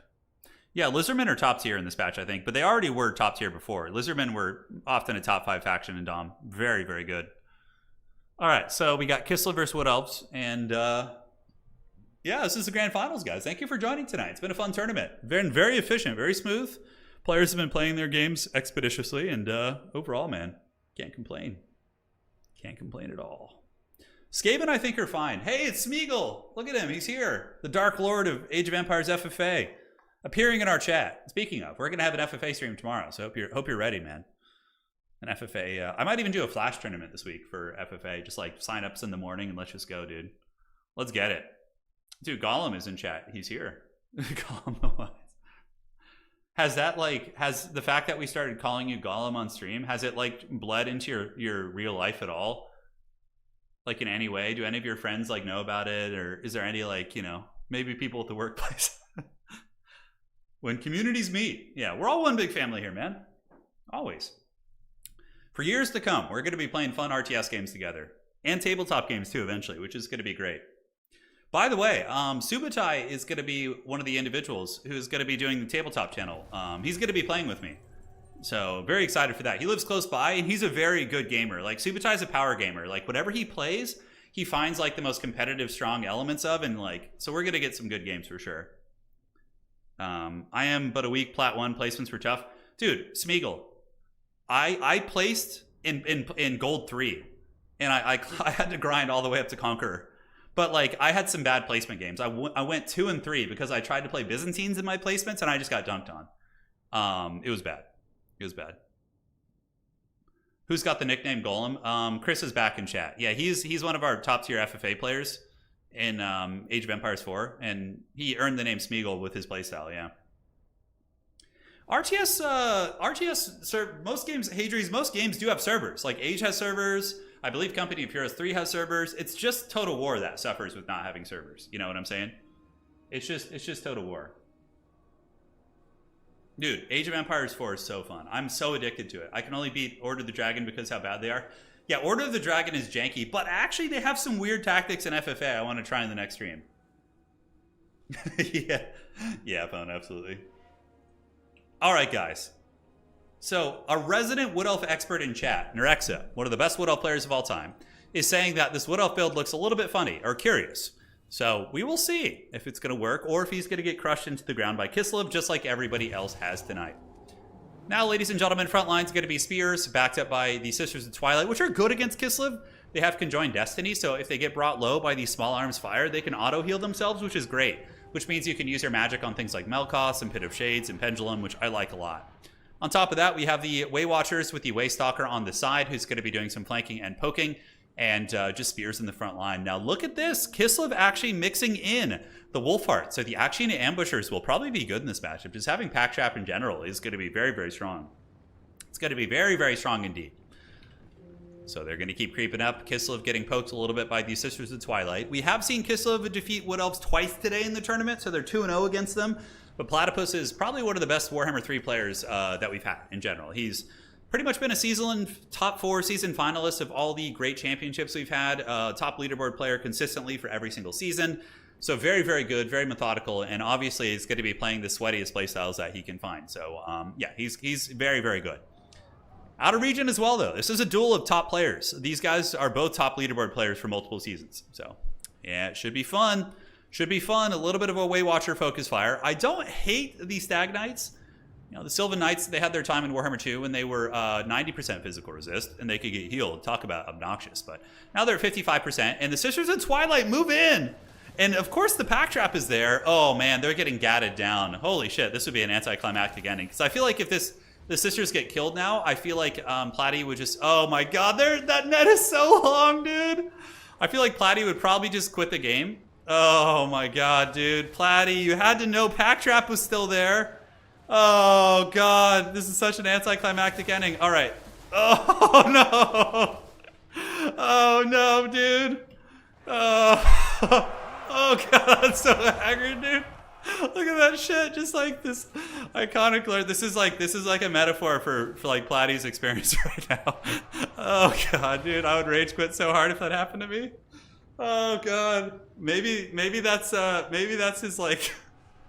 his whole scheme. He's like, all right, I'm gonna let my opponent get the false confidence. Like the value trading is even like decent, right? But like that is just inexcusable.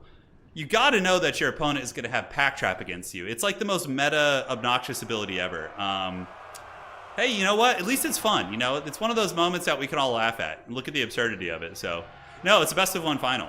So yeah, that's that's basically it. Oh God, dude, that was so Bronzonia. That was so out of character for Platty. He's usually like cautious and really like tactical, but that was just like he sent his dragon into a middle of an army with mass shooting and just got netted and killed. I mean, that's no, dragons are not bad here. The breath attacks can be impactful, but that usage of that dragon obviously was pretty janky. I mean, he's still trading. Platty is doing well in every other regard. If he had just not lost his sisters, you know, it could have been different. Another pendulum going down. Nice cast there. Takes him down to a fair amount of health. Branch Wraith is on its way back. I wonder if Platypus is going to resummon his lord. I don't think so. I don't think that's going to be happening. Spear's moving up. And, yeah, momentary campaign play. Yeah. He thought he was playing campaign for a second, where the AI wouldn't do that. But no, it's Outerregion is about as far from an AI as you can possibly get. We do get a Heart of Winter. So Heart of Winter goes down here and is going to be nailing a lot of the Wood Elf army. Sylvan Knight's getting pounded. We do have the Eternal Guard getting pounded as well, and that is going to be game blouses. You know, what I noticed today is Kislev, the factions they played against, seemed very dominant. This was a massive misplay, but overall, Outerregion's Kislev is like top tier. I think that many of Kislev's natural predators, like Dwarves, and like Grand Cathay, for example, I think they're both very good against Kislev in the right situation, were not present. So we didn't really get to see them being threatened. That's the thing about single faction tournaments where there's no picks and bans. It's just kind of casual in terms of tournament setting, or more casual than picks and ban systems. But I think it's more approachable for new players. That's why I like to do it more, and it's more relaxing to play in.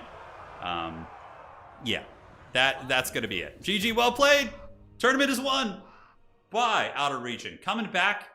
One of his first games of this current season, and just absolutely karate chopping all of his opponents. So, yeah, I mean, you lose a 3,000, 2,500 gold lord, you're gonna lose the game if you lose him that quickly. So, GG, well played. Outerregion. I know Kislev is definitely, I think, oppressive in many ways, but you have to also give credit to Outerregion. He played very clean today. He didn't make like any mistakes. Yeah. So yeah. That's funny, Sunshine. That's funny. Yeah, it's probably, I assume people on the other end, you know, there's some suffering. Turns Lizardmen. I'm not good at Lizardmen. I'm not good at them for sure. GG, well played, guys. Drop a like on the way out if you enjoyed that. And that was fun, man. Outerregion played super well. You got to give him props for that. He played very, very well and punished his opponents for mistakes. Certainly an epic finale. And now I'm going to go eat a giant chocolate bar and lay on my bed and rub my pot belly and hang out with my smoking hot wife. Life is good. We'll be back streaming in the next few days. There's going to be pretty much daily streams. At least 4 streams this upcoming week. So Age of Empires tomorrow. Dune probably the next day. And yeah, that should be it. GG, well played. See you guys. Adios. And hey, man. Total War endures, baby. See ya.